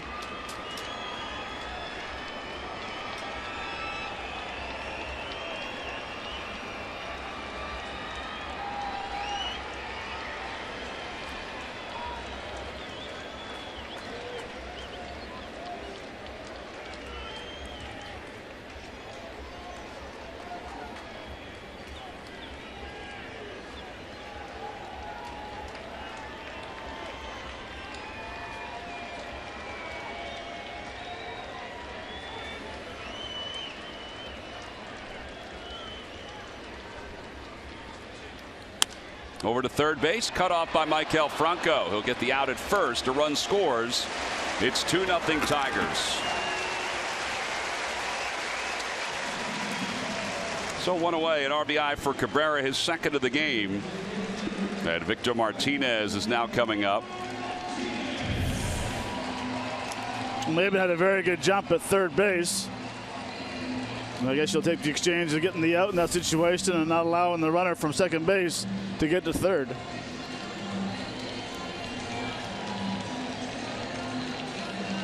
Well, the misplay over at third base helped set that one up. And now Victor Martinez, who's hitting .393 with runners in scoring position. And he's got a runner at second base and one man down.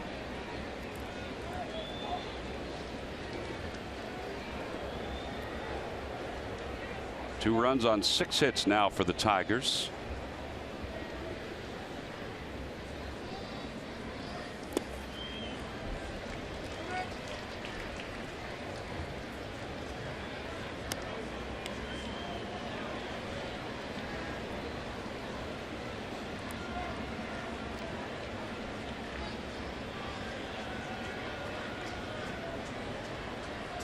This is where I find the shifts a little different. You have Freddie Galvis playing third base technically, and Franco playing on the switch up the middle. Yeah, if you're going to put Freddie over third, then maybe you just keep Franco there. Right.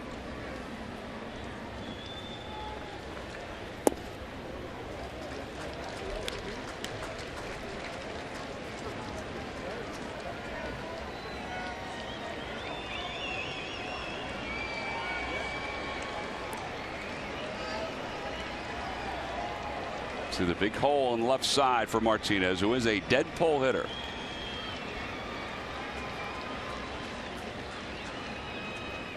On the ground.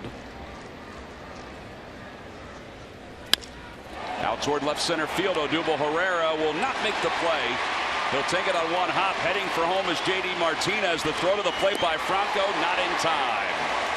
An RBI single. It's 3-0 Tigers.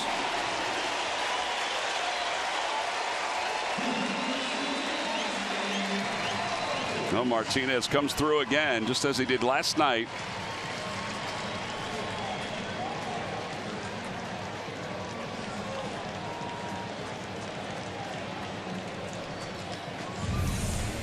Well, Victor's been a very good hitter for many years. Pretty good pitch inside. He just muscles it out towards left field in front of a double.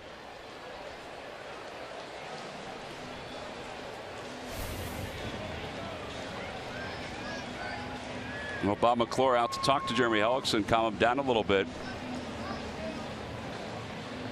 I wasn't sure if that ball was up there long enough for Odubel to make the catch. He was shaded over toward right center, so he had a long way to go to make that attempt. I think it was just right place, right time. Yeah. Here is Castellanos, who is 1 for 2. So the Tigers now lead it 3-0. Castellanos singled up the middle his last time up.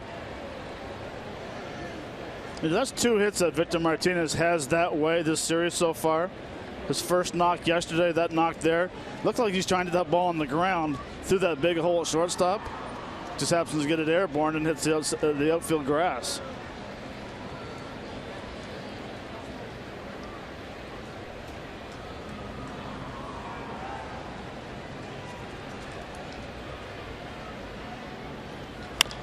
Over to third base. This could be 2. Franco hesitates for a moment.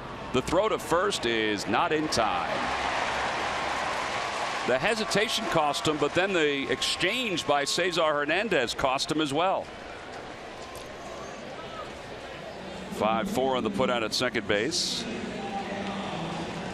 Phillies are a tad sloppy in this inning. Yeah, it's bad exchange. The ball rolled up on his hand. Cesar didn't get anything on that throw to first base. Tommy Joseph trying to sell it. Now the Phillies are reviewing it to see if Victor Martinez got in the way. And they've decided that he did not, that he peeled off.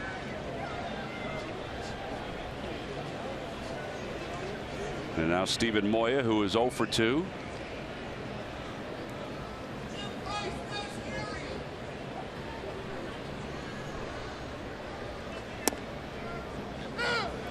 Oh, and 1.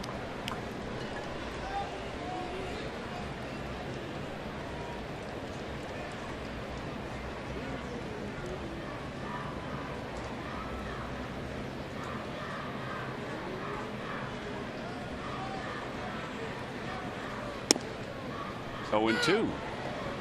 Pretty good pitcher's pitch right there. Hellickson will take it.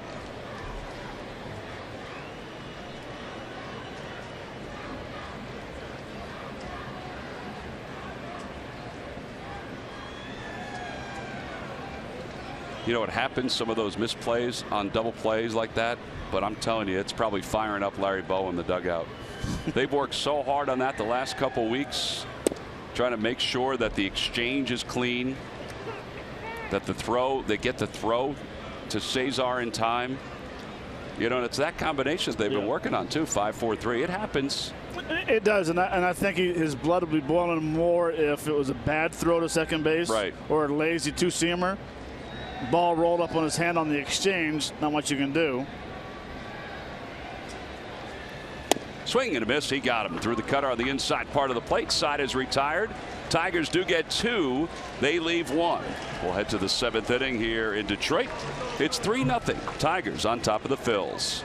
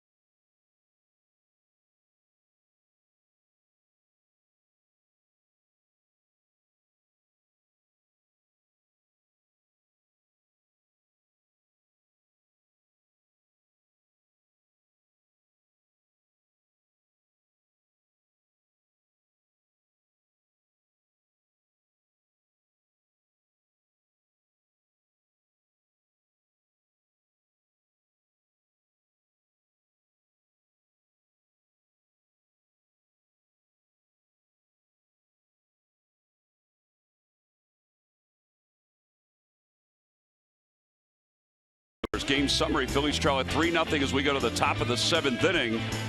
Tigers have scored 2 runs. Jeremy Hellickson has been decent tonight. 6 strikeouts over 6 innings, but Justin Verlander has been a little bit better. 7 strikeouts through 6. And as we start the top of the 7th, it'll be Maikel Franco who will lead it off. Franco is 0 for 2. He has struck out. He's also fly to center field.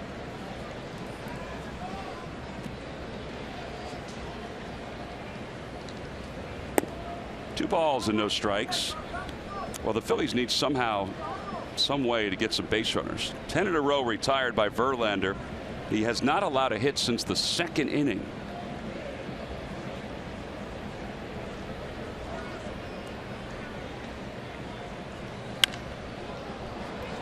Fly ball center field. Maben comes in. The second baseman Aviles had no idea where it was until it started coming down. Maben didn't see it either. Fortunately for Aviles, he was able to find it, and there's one away. I mean, it is twilight here in Detroit.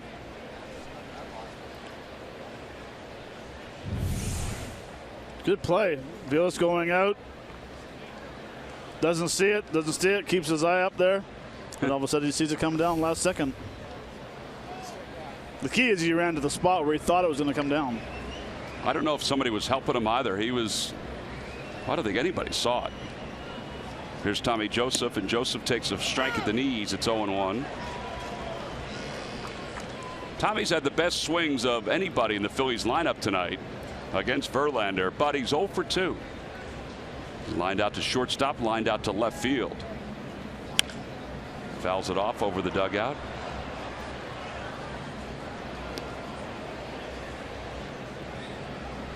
Well, what did Rich Doobie say before the ball game? Our starters aren't going deep enough into games. If Verlander finishes this inning, I think he'll take 7 innings, although he's probably not done after this one if he gets through it quickly.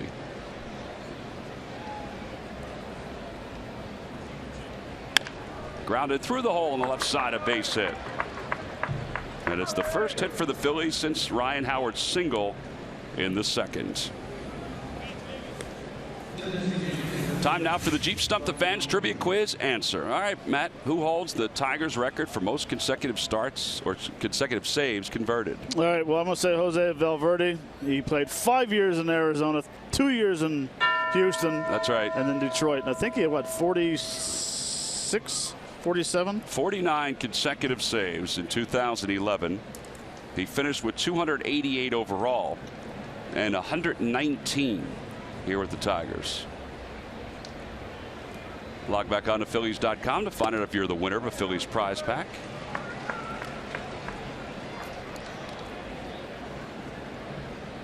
Oh, 0-1 to Ryan Howard.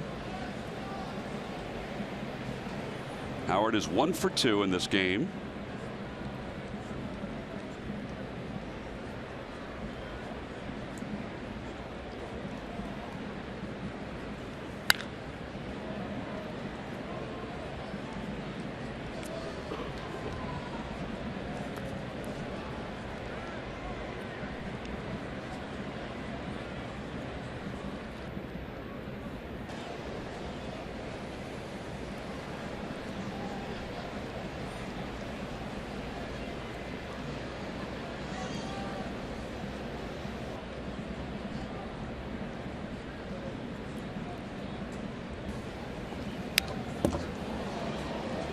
So there's the 96 that Verlander has in the tank. He doesn't use it a lot.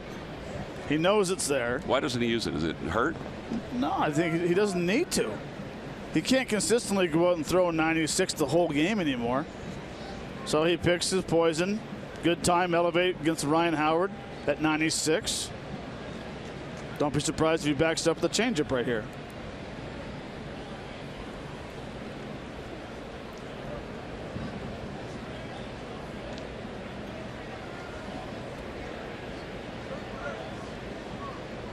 I mean, he'd be the first one to say if I could throw every pitch at 96, I would continue doing that.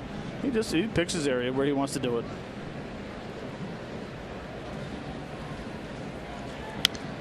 Howard fouls it off again.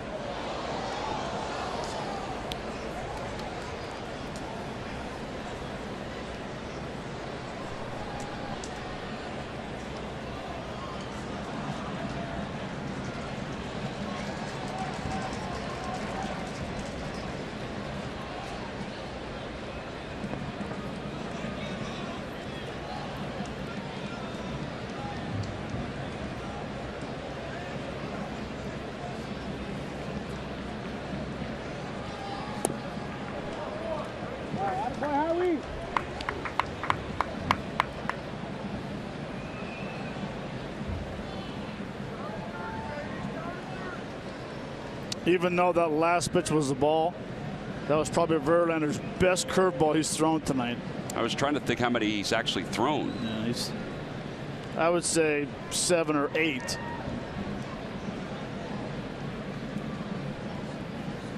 Got him. 8th strikeout for Verlander. And there are 2 outs here in the 7th. And Carlos Ruiz will be the hitter. He's 0 for 2. 122-5 when given a lead of 3 runs or more. That's like Tim Hudson numbers. That's being a closer, knowing how to step on the neck when you have a lead with 3 runs or less, or 3 runs or more. 3 runs or more.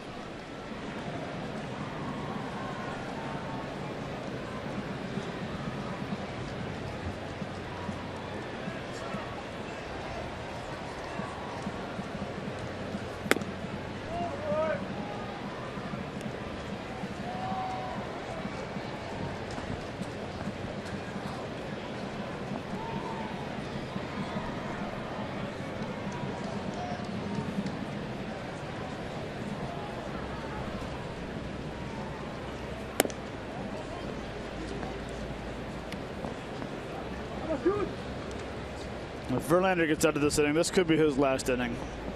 He's getting up at 94 pitches. This will be 95 coming up.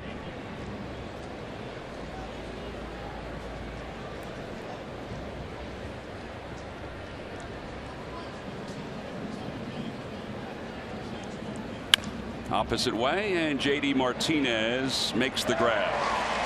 Side is retired, no runs, 1 hit, and 1 man left. So the Phils have just 1 hit since the 2nd.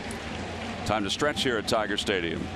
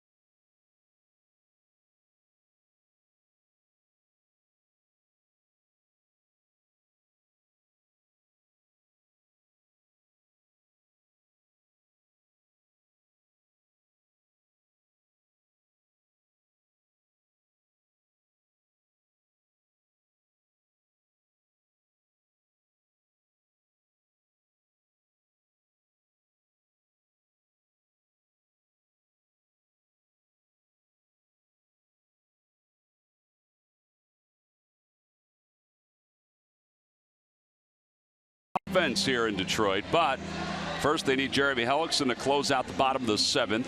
Prorated season ticket plans are still available until the 25th of May.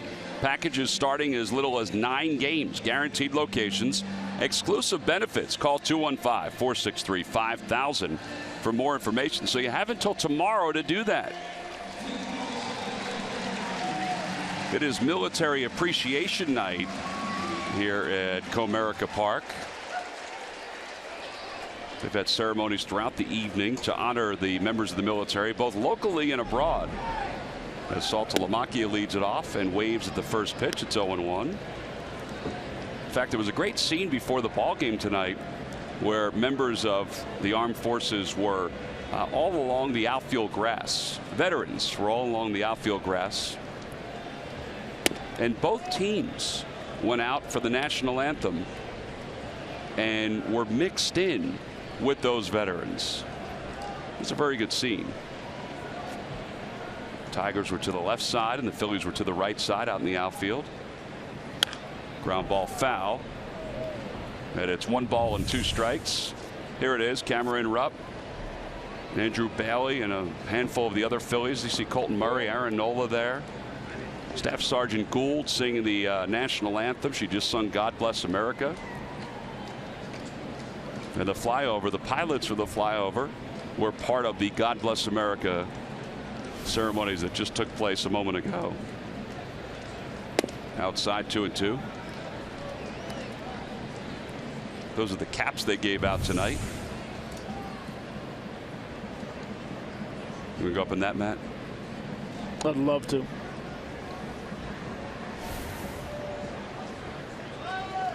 Those are the A-10 Warthogs as Saltalamacchia goes down looking. 7 strikeouts for Jeremy Hellickson.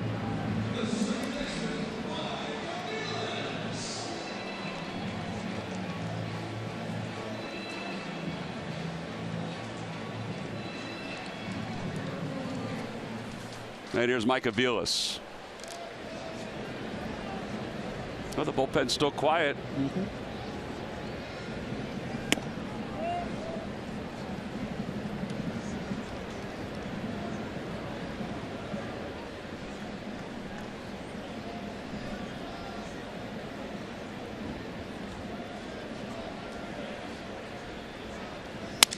Broken back ground ball to third base. And there are 2 outs.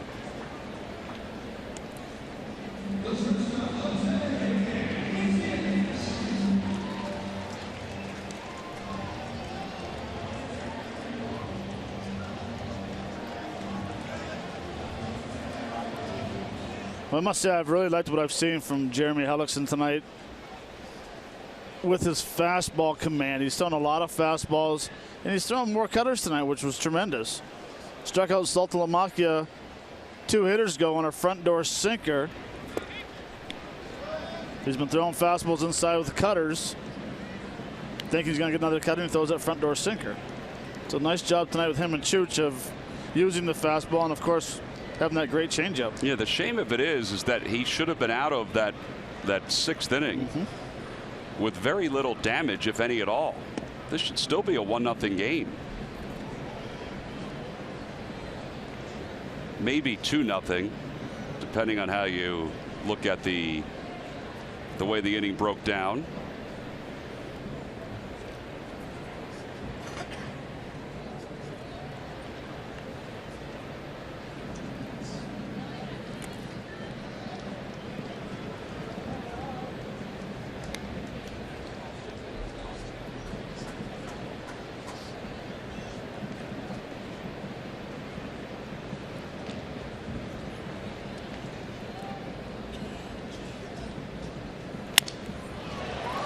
One hopper out towards second base. Galvis is up with it, and the side is retired in order. A reminder that every time the Phillies do that, Comcast will make a contribution to Phillies charities. Phillies baseball is brought to you by Xfinity. Xfinity X1 will change the way you experience TV. Phil's looking for some offense when we come back.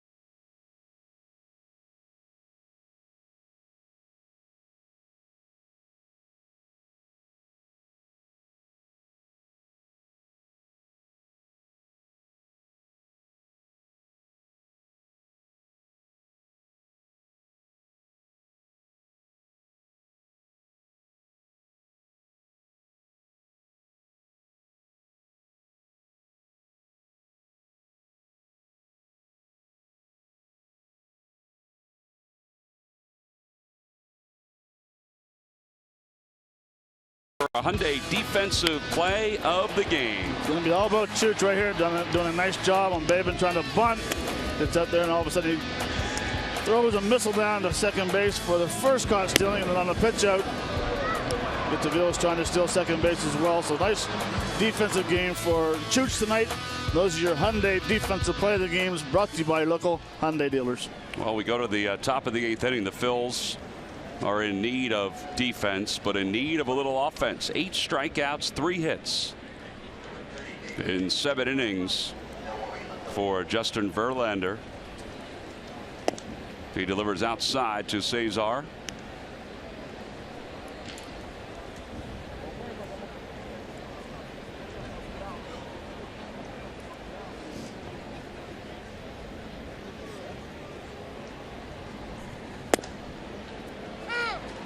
Boy, that's a tough pitch.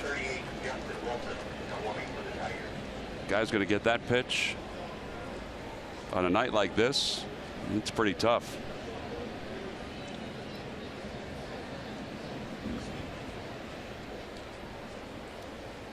Outside, 2-1. You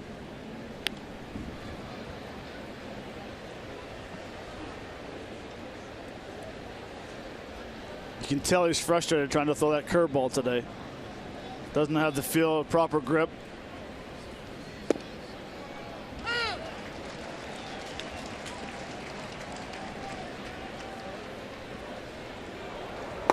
David Hernandez loosening up in the pen.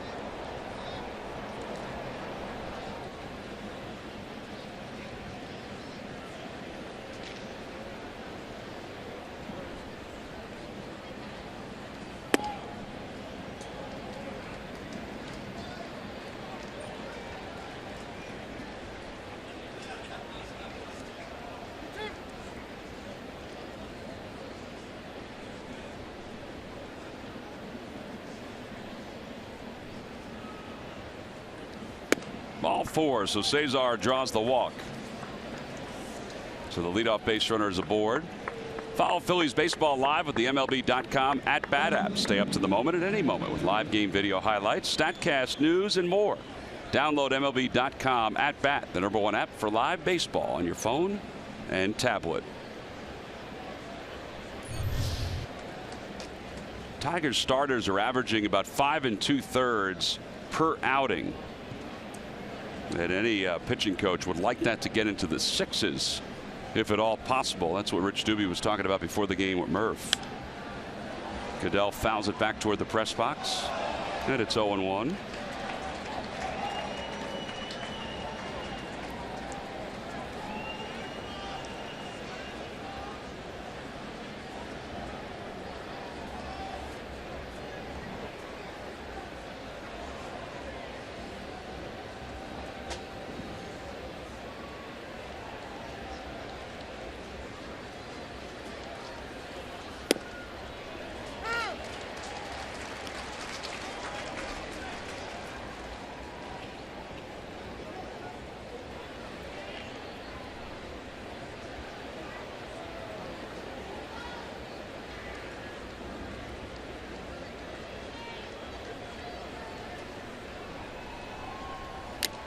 And a foul tip hung onto by Saltalamacchia, 1 away. 9 strikeouts for Verlander.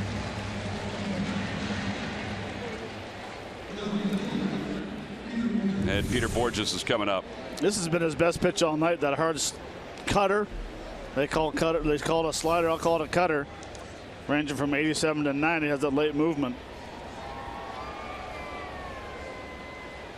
It's nice to know that you have a good fastball, a curveball, changeup, and a cutter. And if one of your off-speed pitches are not working, you can fall back on a cutter or a change, which he has done the whole night. I've been impressed with how many times they've gone after his high fastball. I mean, I think that's remarkable how he's able to keep on getting outs with that high fastball. He's trying to reach back-to-back games with 10 strikeouts or more. He's done it 31 times in his career.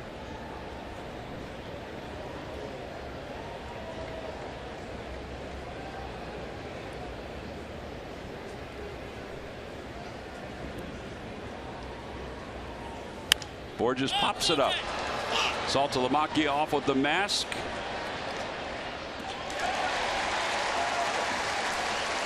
Two outs here in the 8th inning. That Odubel Herrera will be the batter.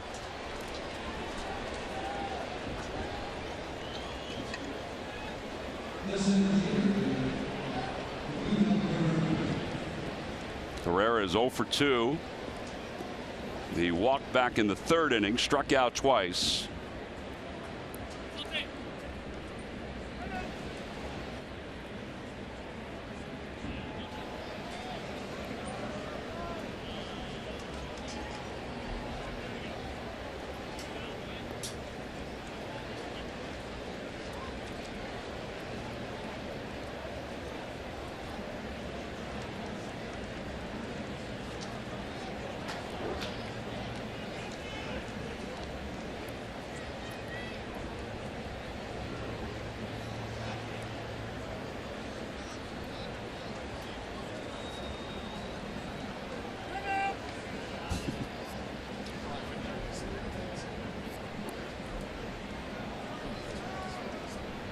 I love that Odubel waits for Verlander to get ready.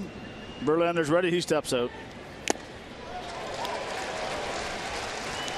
How does he fix this little spinning swing that he's got going every once in a while? Started a little earlier. He's starting a little too late. He's rushing everything. So he's thinking he has to catch up to Verlander's fastball. Is that why?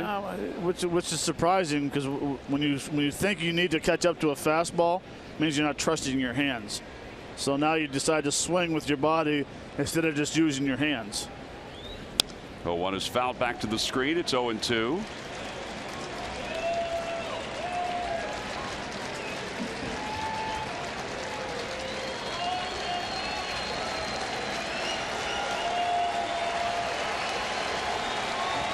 That last pitch was at 97 miles an hour. So he knows the end is near. He's at 107 pitches. It's not his high water mark for the year. His high water mark is 118. No balls, 2 strikes to Herrera. It's going to force the crowd to start clapping again. So I just don't understand the throw over. 61% of the time he's throwing his fastball. And you're right, probably about 7 or 8 curveballs. Yep.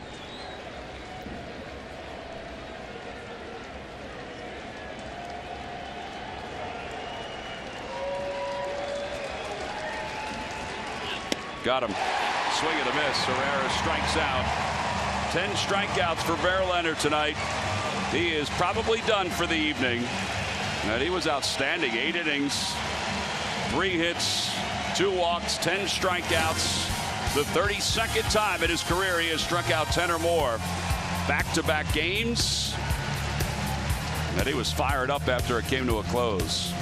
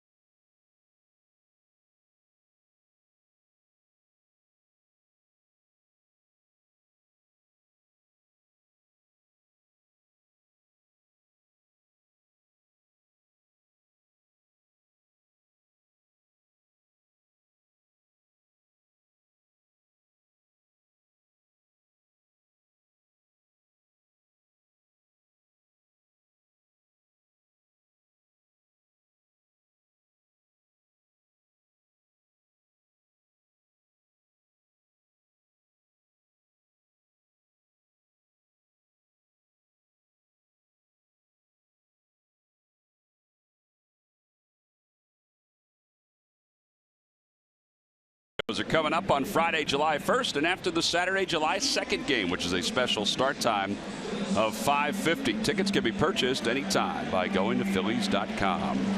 It's all part of that series against the Kansas City Royals, the defending world champions, who are struggling somewhat. Verlander congratulated after his 8th inning came to a close.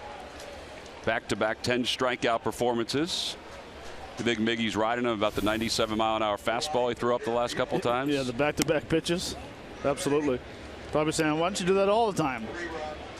David Hernandez takes over for Jeremy Hellickson, who unfortunately is the bearer of bad Phillies offense here tonight. Breaking ball that misses inside, 2-0. Bad offense and sloppy defense in the 6th.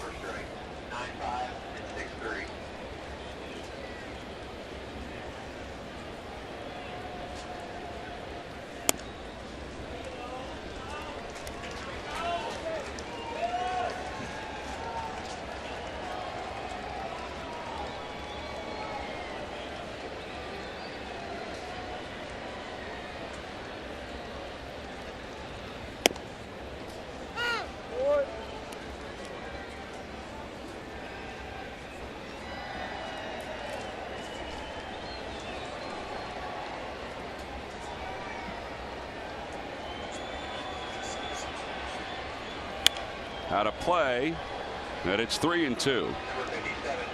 Well, Francisco Rodriguez is warming up in the bullpen, and he'll be coming into what will be a save situation, looking for his 400th career save.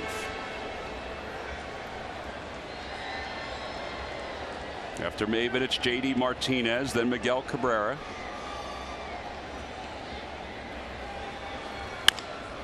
Out to shortstop on 2 hops. Freddie Galvis throws him out. 1 away. Time to check in with Greg Murphy, get updated on what's going on around baseball. Murph.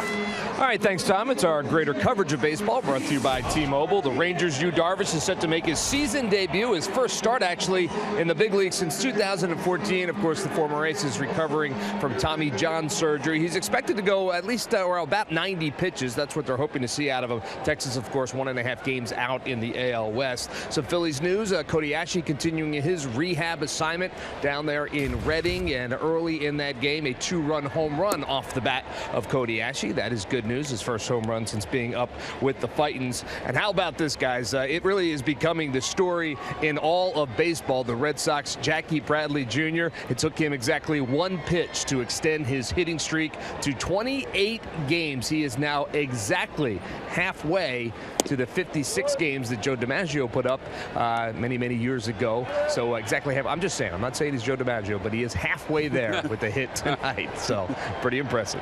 Well, since 1960, the longest hitting streak for the Red Sox is Nomar Garciaparra with 30 games in a row. So that's the next one he has his sights set on.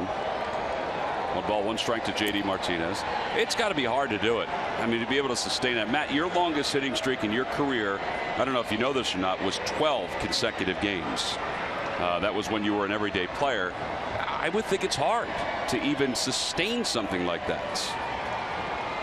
Yeah, and especially with all the media talking about it and players joking around about it.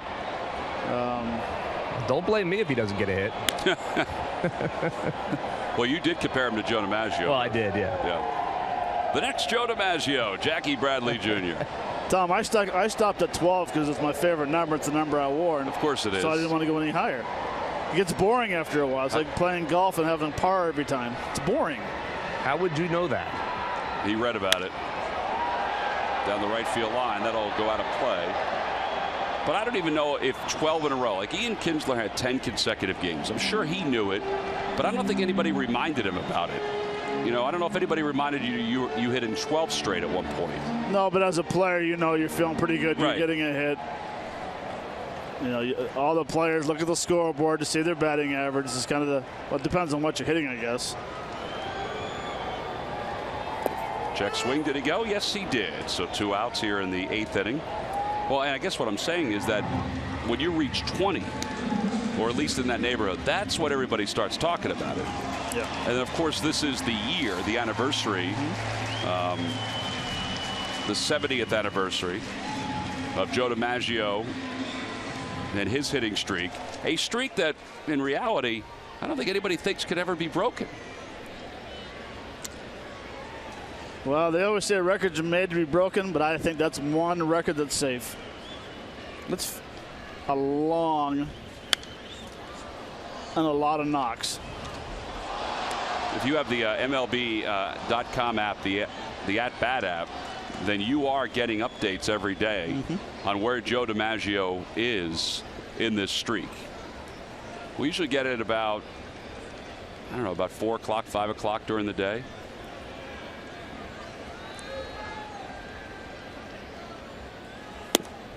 Which is a novel idea.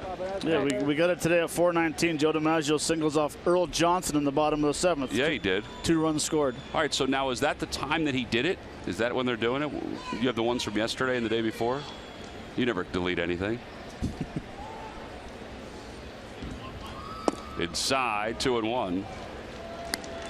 But I think it's a novel idea to do it for Major League Baseball.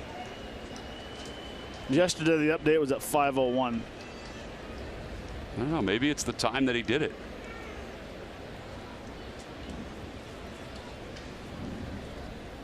Curveball inside, 3-1. Well, if it's the time of day, and he's doing it right around the same time every day. All right, so then that's when they're doing it. Okay, that's what I was trying to find out. The day before was at 5:15 p.m. That's when he forgot to do it. Whoever's doing it. Over to Freddie Galvis again. That ball hits sharply, and he has plenty of time to throw out Cabrera. Side is retired. Nothing across. Nice job by David Hernandez. Last chance for the Phillies as we go to the 9th.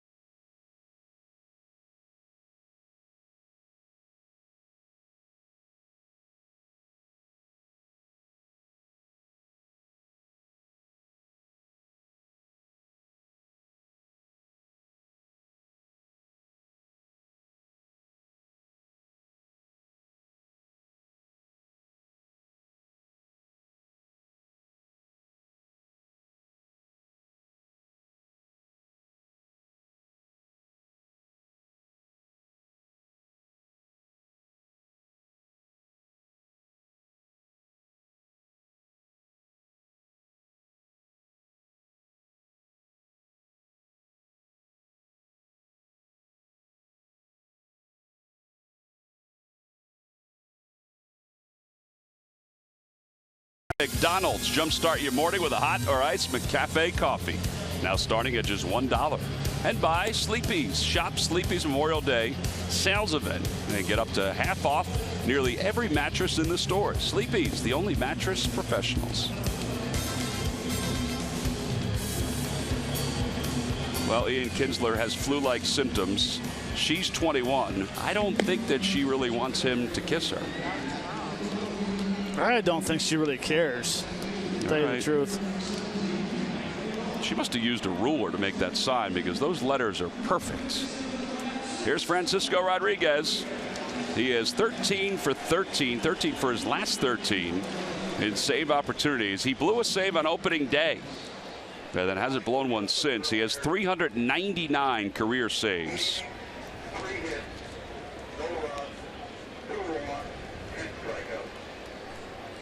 Freddie Galvis will lead things off. Phillies down 3-0. This is a save situation. Galvis rips one down the right field line, and that one's heading to the corner. And Freddie on his way to second base will stop there, according to Juan Samuel. Ball gets away, and Rodriguez will track it down. Andrew Romine will take over at second base. for the Tigers. Aviles moves from second over to left field. And Maikel Franco will be the batter.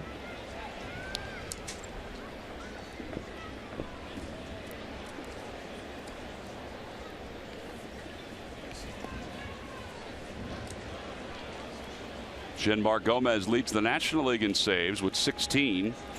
And Francisco Rodriguez leads the American League with his 13. We mentioned trying to become the 7th closer to reach 400 saves in his career.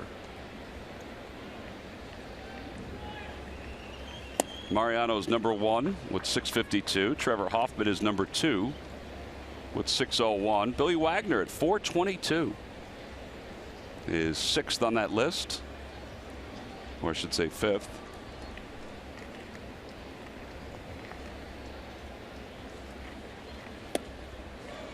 There's a strike. It's 1-1.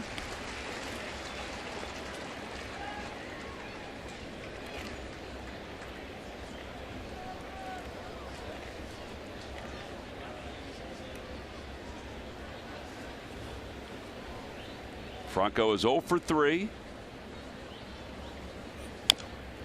And he's in the hole 1-2.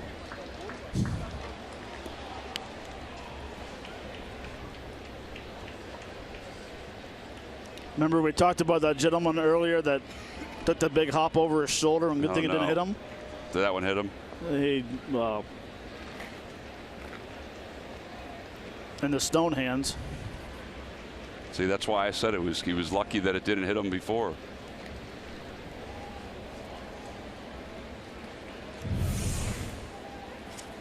It's one of those days, Tom. Oh. See, he's lucky that other one did not come near him.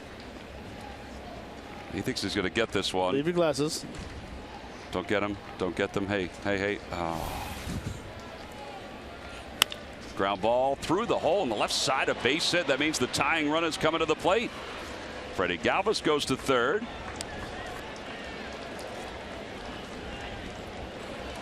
So Tommy Joseph will be the tying run.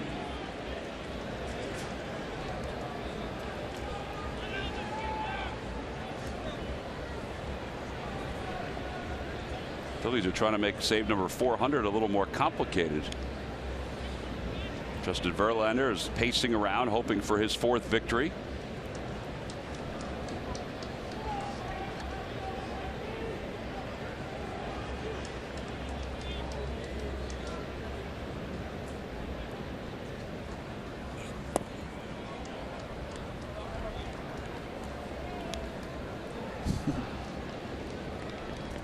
It's a slow pace.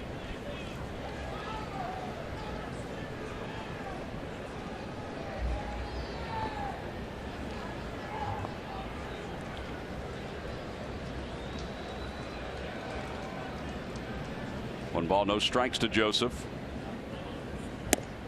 And he lets it go by. 1-1. Changeup. After Rodriguez, who is 6th, he will become the 6th to reach 400. Papelbon will have a chance next. Although Joe Nathan's on that list. Nathan just signed with the Cubs, but he would be more of a setup man with the Cubs. Little dribbler foul. And Joseph cracked his bat. It's 1 ball and 2 strikes. Tommy is 1 for 3. Following the ball game, Tommy Green is standing by to break this matchup down between the Phils and the Tigers. Only on Cure Auto Insurance presents Phillies Post Game Live.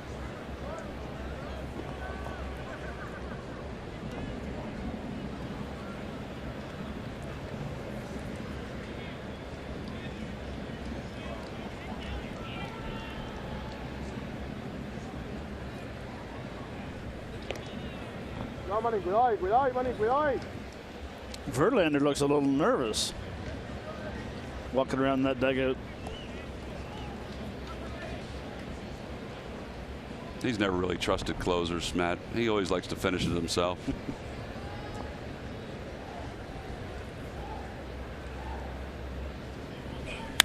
And a line drive toward left field. Aviles is there to make the catch, even so awkward. Tagging from third is Galvis. And the Phillies are on the board. It's a 3-1 ball game. Man, Tommy Joseph has had some swings tonight. That one there, was a light ball. That line drive was lost in the lights. Those 2 balls you've seen tonight, Aviles make a good play on. One was at second base earlier where he lost it. Nice swing right here, and you can see, watch him start battling right here. He runs for it, loses it, ball comes out. Absolutely. Well, still the tying run is coming to the plate. Ryan Howard is the batter. Howard is 1 for 3 tonight. Fouls it back. Oh, he was right on that pitch from Francisco Rodriguez. The unfortunate thing is now Rodriguez is set up to throw him a changeup. Howard with 8 home runs, 18 runs batted in.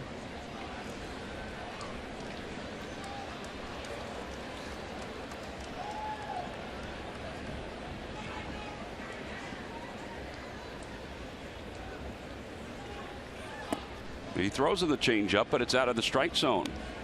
And Howard picked it up, so it's 1 ball, 1 strike. Interesting to see you're leading by 2. Your runner at first base means 0. So why are you holding him on? Usually they have the big shift on Ryan Howard. Now it's in Ryan's favor with Cabrera staying close to the bag. You'd rather see him play behind him. You tap the glove, you're trying to keep him close. And as the pitch is delivered, you back up. Now all of a sudden they're doing the shift in the infield. Yeah, with 2 strikes, they're going to shift the infield around. It's going to be tight. Now the way they set up, there's no reason why Cabrera comes off.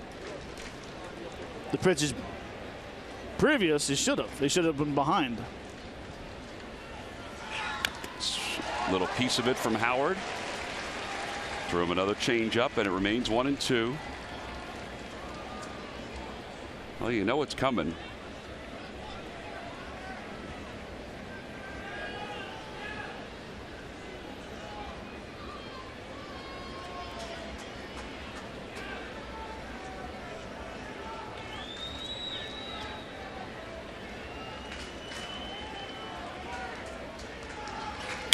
Howard bounces it to the right side. Castellanos will get the short out or the sure out at first base. 5-3 on the put out.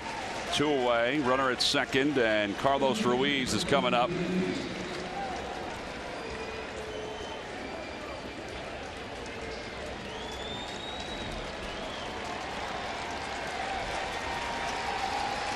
This changing face of baseball, where closers are not always embraced into the Baseball Hall of Fame.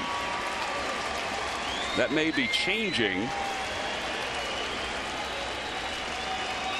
But what is the number that assures you a spot in the Hall of Fame?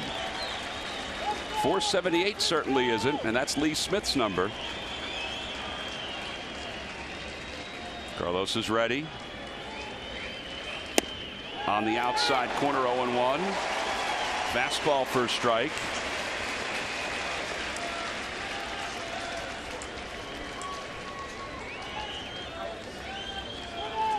Phillies in jeopardy of losing another series.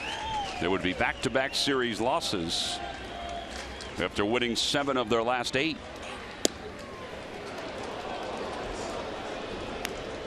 He mixes in a breaking pitch. Little show me pitch. Show me pitch. Setting up for the changeup.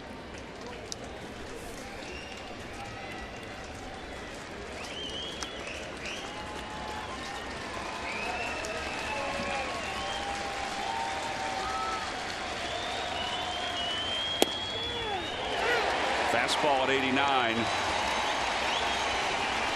Carlos thought that was low. Matter of inches. If that ball had gone away from Aviles, this inning would have looked totally different, and Verlander's pace would have been much quicker. 1 ball and 2 strikes to Ruiz. Swing and a miss. He got him. It's save number 400 for Francisco Rodriguez. He becomes the 6th pitcher in Major League history to accomplish this feat, and he saves it for Justin Verlander, who goes 8 strong innings here tonight. Well, it was only appropriate that Francisco Rodriguez got his 400th save with the pitch that has made him such a good closer during his career, and that is the changeup. 3-1 the final score. The Tigers have defeated the Phils. Here is that final pitch.